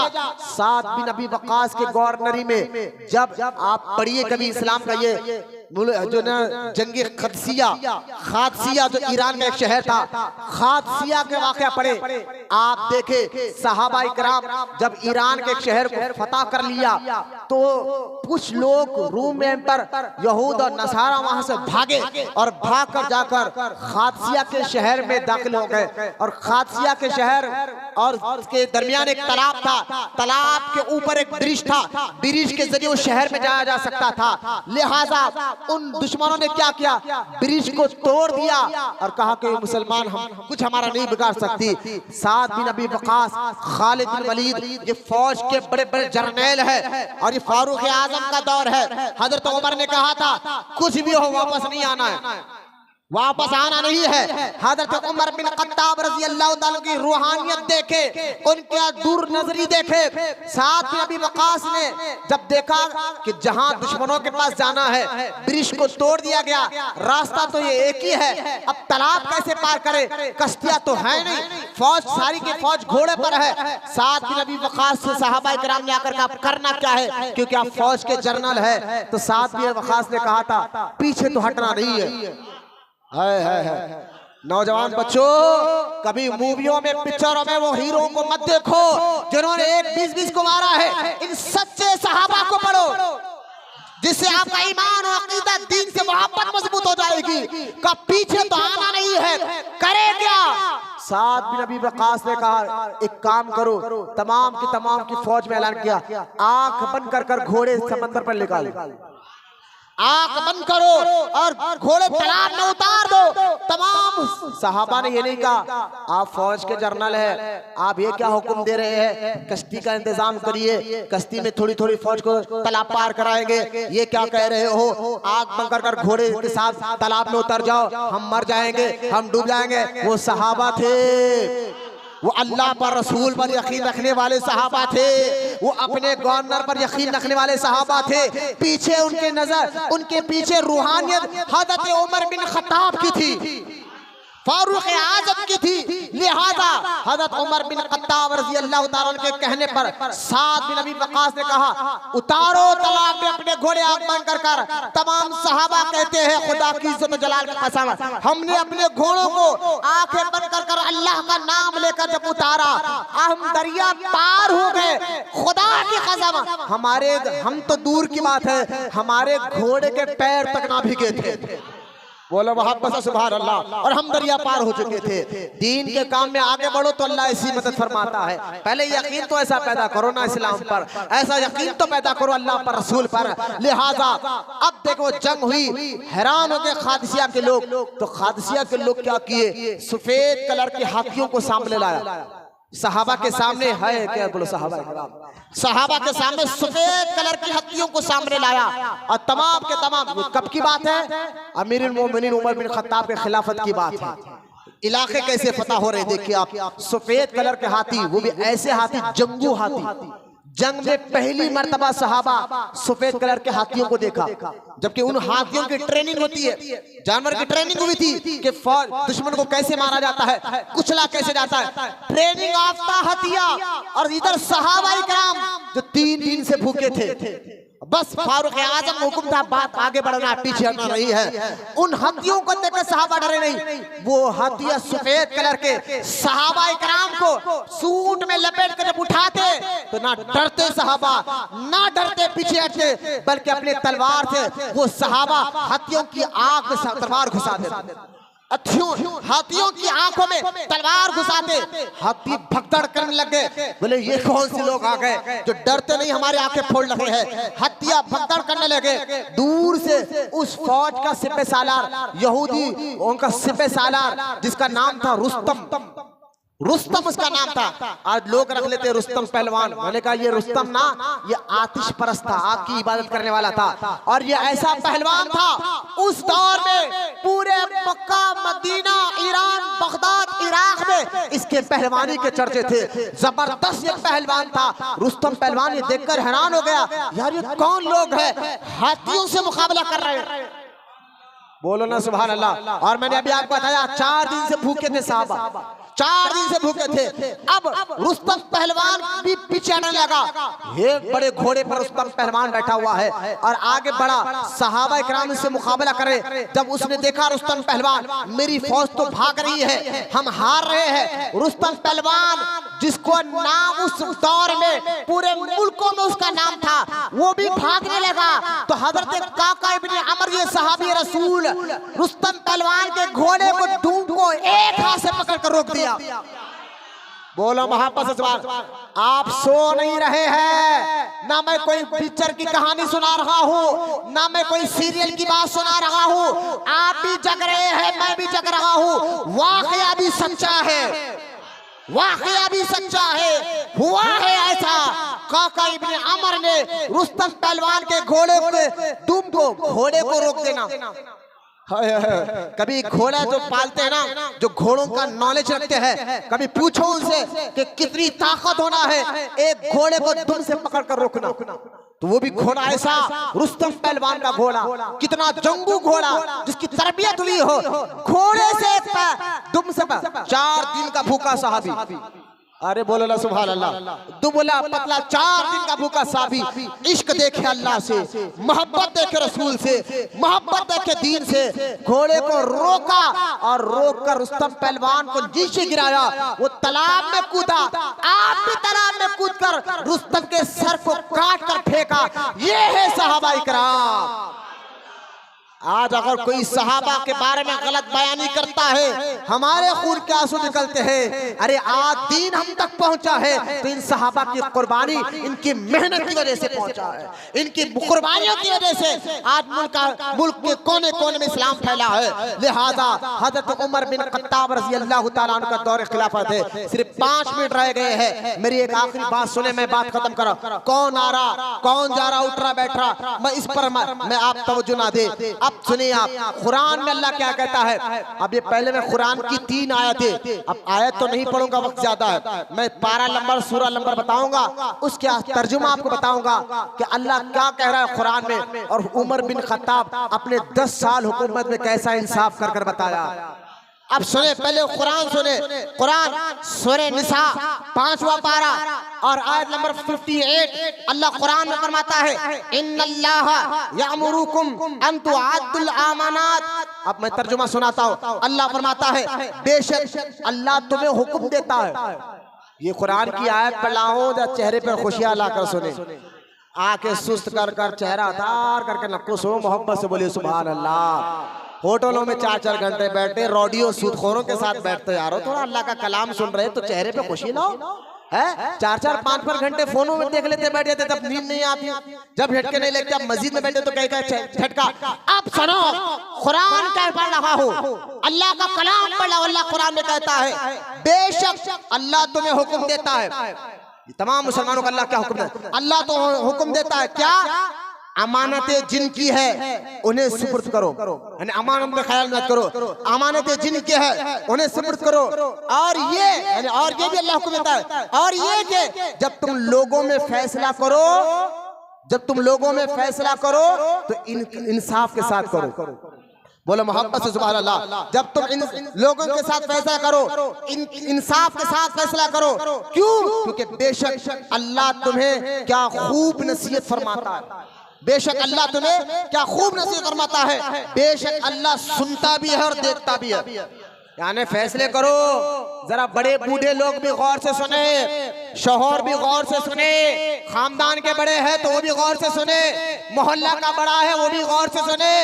फैसला करते वक्त इंसाफ को पहले सामने रखो। सामने अमीर खड़ा है, बाजू गरीब खड़ा है, जबकि गरीब हक पर है, तुम फैसला अमीर के हक में कर रहे हो, ये नहीं हो सकता। अल्लाह कहता मैं सुनता भी हूँ देखता भी हूँ। फैसला करना तो इंसाफ के साथ करो। ये आयत देखे, अल्लाह कुरान में कहता है कि जमीन पर इंसाफ करो। फैसला करने वाले खानदान के बड़े, शौहर खानदान के बड़े, मोहल्ले के बड़े, जरा फैसला करते वक्त सामने वाला पैसे वाला है, सामने वाला दौलत वाला है, पावरफुल है, खानदान की इज्जत रखते हुए झूठ का साथ देना, गलत फैसले करना, खबरदार। गरीब तो तुम्हें कुछ नहीं कर सकता, मजलूम तो तुम्हें कुछ नहीं कर सकता, लेकिन अल्लाह कहता है, अल्लाह कुरान में कहता है, इन्नल्लाह काना समीअन बसीरा, बेशक मैं देखता भी और सुनता भी हूँ। कम से कम अल्लाह का खौफ रखते हैं, फैसले सच पर करे। ये एक आयत जिसमें अल्लाह इंसाफ का हुक्म दे रहा है। अब दूसरी आयत देखे, और दूसरी आयत पारा नंबर 6 सूरह मैदा आयत नंबर 8 अल्लाह कुरान में फरमाता है, ऐ ईमान वालो, तर्जुमा पढ़ रहा हूं क्योंकि वक्त करीब आ गया, तर्जुमा पढ़ रहा हूं। ऐ ईमान वालो, अल्लाह के हुक्म पर खूब कायम रहो, अल्लाह के हुक्म पर खूब कायम रहो, हो जाओ। इंसाफ के साथ गवाही देते रहो, इंसाफ के साथ गवाही देते, और तुमको किसी कौम की अदावत उस पर ना उभारे कि इंसाफ ना करो, यानी किसी का डर, अरे यार ये मैं इसके खिलाफ बात कर दूंगा तो ये मेरा दुश्मन हो जाएगा, ना ना, किसी कौम से डर नहीं। इंसाफ के बारे में हक जो है उसका साथ दो, इंसाफ की बात करो। किसी कौम की अदावत इस पर ना उभारे कि इंसाफ ना करो, बल्कि अल्लाह फरमाता है करो। क्यों करो? इंसाफ करो कि वो परहेजगारी, यानी इंसाफ करने वाला परहेजगार है, और परहेजगार लोग ही अल्लाह के करीब होते हैं। बोलो मोहब्बत से सुभान अल्लाह। ये दो आयत जिसमें अल्लाह कुरान में इंसाफ का हुक्म दे रहा है। तीसरी आयत सुने, अल्लाह कुरान में फरमाता है, पारा नंबर 4 पारा नंबर 14 सूरह नहल और आयत नंबर 9 अल्लाह फरमाता है, बेशक अल्लाह हुक्म फरमाता है इंसाफ करो। ये तीसरी आयत का तर्जुमा आपके सामने पढ़ा, बेशक अल्लाह हुक्म अता फरमाता है इंसाफ करो, नेकी और रिश्तेदारों के देने का और मना फरमाता है, यानी इंसाफ करो, नेकी और रिश्तेदारों का हक अदा करो, और मना फरमाता है बेहयाई से। अल्लाह बेहयाई से मना फरमाता है, बुरी बात और सरकशी से तुम्हें नसीहत फरमाता है। अगर तुम ध्यान रखते हो, तुम ध्यान करो, अल्लाह पर गौर करो, अल्लाह क्या कह रहा है। ये 3 आयत है ना जिसमें अल्लाह इंसाफ का हुक्म दे रहा है। अब देखिए 3 आयत ऐसे है जिसमें अल्लाह कहता है जो इंसाफ नहीं करता वो काफिर भी हो सकता है, जो इंसाफ नहीं करता वो जालिम भी हो सकता है, जो इंसाफ नहीं करता वो फासिक भी हो सकता है। और ये तीनों आयतें सूरह मैदा आयत नंबर 44, सूरह मैदा आयत नंबर 45 और सूरह मैदा आयत नंबर 47, 44, 45, 47 आयत नंबर, और ये पारा नंबर 6 सूरह मैदा जिसमें अल्लाह कहता है जो इंसाफ नहीं करता वो काफिर भी हो सकता है, जो इंसाफ नहीं करता वो जालिम है, जो इंसाफ नहीं करता वो फासिक है। अब देखें इन आयतों को जिसमें अल्लाह इंसाफ का हुक्म दे रहा है। फारूक आजम का दौर याद करो। हाँ, चुपके गांधी जी ने नहीं कहा कि हर प्राइम मिनिस्टर को चाहिए अदल, सादगी, ऐसी करो जैसा उमर ने किया है, जैसा अबू बकर ने किया है, ऐसा करो। ये चुपके नहीं कहा। अब देखे एक ईरान का इलाका है गसखान, वहां का बादशाह ईमान लाया। फारूक आजम का दौर है, उमर बिन खत्ताब का दौर है, वो बादशाह है, ईमान लेकर आया। गस्सान का बादशाह ईमान लाया और लाकर अमीरुल मोमिनीन उमर बिन खत्ताब को खत लिखता है, हुजूर मैं आपसे मिलने आ रहा हूँ, मैं कलमा पढ़ चुका हूँ। हजरत उमर भी बड़े खुश हुए, फरमाया ठीक है फौरन आओ। हजरत उमर के कहने पर वो गस्सान से बादशाह कई हीरे मोती सोना, यहाँ तक कि जिस घोड़े पर वो बादशाह आया था वो घोड़ा सोने से भरा हुआ था, कई कीमती तोहफे लेकर वो मदीने मुनव्वरा आया। हजरत उमर बिन खत्ताब से मुलाकात करा। फारूक आजम भी उसके आने पर बड़े खुश हुए और उसने कहा हुजूर मैं आपके साथ काबे का तवाफ करना चाहता हूँ। हजरत उमर उसको साथ लेकर मक्का लेकर गए, क्योंकि गस्सान का बादशाह था, वो ईमान लाया है, काबे का तवाफ कर रहे। तवज्जो फरमाइए मुसलमाना, इंसाफ किसको कहते हैं? उमर बिन खत्ताब ने कैसे इंसाफ कर बताया। अब देखे, अब गौर करें, काबे का तवाफ हो रहा है, आगे आगे उमर है, पीछे जो है गस्सान का बादशाह है, अब वो भी तवाफ कर रहा है। अचानक एक गरीब आदमी का पैर उस गस्सान के बादशाह के एहराम पर पड़ गया, इसकी वजह से उसका एहराम खुल गया। जब एहराम खुल गया उस बादशाह को इतना गुस्सा आया कि उसने पलट कर उस गरीब को मारकर उसके नाक की हड्डी तोड़ दिया, नाक की हड्डी तोड़ दिया। अब बात आई फारूक आजम के पास, हाय हाय ये होता है इंसाफ, बोलो ना सुभान अल्लाह। हजरत उमर बिन खत्ताब के पास हजरत उमर ने कहा कि ए बादशाह अब इसको इंसाफ देना तेरा काम, तूने नाक की हड्डी तोड़ी है, या तो इसको राजी करो या तो फिर इसको कुछ माल देकर उसको खुश करो, नहीं कर सकते तो फिर ये तुम्हारी हड्डी तोड़ेगा, कत्ल का बदला कत्ल है, खसास तो तुम्हें देना पड़ेगा। वो बादशाह कहने लगा उमर आप जानते मैं आम आदमी नहीं बादशाह हूँ, बादशाह। हजरत उमर ने कहा बादशाह है तो क्या इंसाफ सबके लिए, बोलो ना सुभान अल्लाह, इंसाफ तो सबके लिए है, लिहाजा या तो तुम उसको खुश करो या तो फिर खसास देने के लिए तैयार हो जाओ। अब वो डर गया, कहने का मुझे एक रात का मौका दो, मैं सुबह बोलूंगा। रात का मौका, रात के अंधेरे वो मक्के से भाग गया और जाकर वो यहूदी नसरानी हो गया। लेकिन हजरत उमर ने अल्लाह के हुक्म पे अमल करते हुए कि इंसाफ करो, बोलो ना सुभान अल्लाह, इंसाफ करो। इस इंसाफ का मामला लिया। इसी तरह देखे जो मिस्र का जो सीएम था गवर्नर, वो उनके एक बेटे ने एक गरीब बच्चे को खूब मारा और इतना मारा मिस्र से वो बच्चा मदीना मुनव्वरा आकर हजरत उमर को कहता है ए अमीरुल मोमिनीन, मिस्र के गवर्नर यानी सीएम के बेटे ने मुझे मारा, अब मुझे इंसाफ दिलाइए। हजरत उमर बिन खत्ताब रजी अल्लाह ताला को सबूत मिल गए, प्रूफ पूरा मिल गया। मिलने के बाद आपने खत भेजा, कहा कि तुम फौरन मिस्र के गवर्नर अपने बेटे को लेकर फौरन मदीना आओ, मदीना मुनव्वरा आओ। ये होता है मुसलमानी हुकूमत, ये होता है इंसाफ, ये होता है अदल। कहा फौरन आओ। अब वहां से मिस्र से वो अपने बेटे को लेकर मदीना मुनव्वरा आया तो सरकार फारूक आजम ने उस गरीब के हाथ में कोयला दिया, ले जितना इसने तुझे मारा है अपना बदला ले ले। अब उसने इतना मारा, मार कर सहाबा कहते हैं पहले तो हमारा दिल भी चाहता था खूब मारो, ये गलत किया, गरीब को मारा, गलत किया, खूब मारना चाहिए। लेकिन जब उसे इतना मारा, सहाबा कहते हमारे दिल ने कहा यार इसे रोक दे मारना, हमें उस पर भी तरस खाने रहम आ गया, ये रोक दे ये मारना। लिहाजा हजरत उमर बिन खत्ताब ने बदला दिलाया, फरमाया ये अब तो बेटे को मारा, अब इसके बाप को भी मार। इसने ये बात खबर क्यों नहीं की? तो उस शख्स ने कहा हुजूर बेटे ने मुझे मारा था, मैंने अपना बदला ले लिया, आपने इंसाफ दिला दिया। अब बाप ने तो मुझे कुछ किया नहीं, कुछ गलत काम किया नहीं, मैं तुम्हें क्या करूं? आपने अपने उस गवर्नर से कहा तुम्हारे होते हुए ये गरीबों पर जुल्म क्यों हो रहा है? उस बसरा के सीएम ने कहा हुजूर अगर ये आकर मुझसे शिकायत करता तो मैं वही इंसाफ करता जो आपका हुक्म है, ये डायरेक्ट आपके पास आ गया है।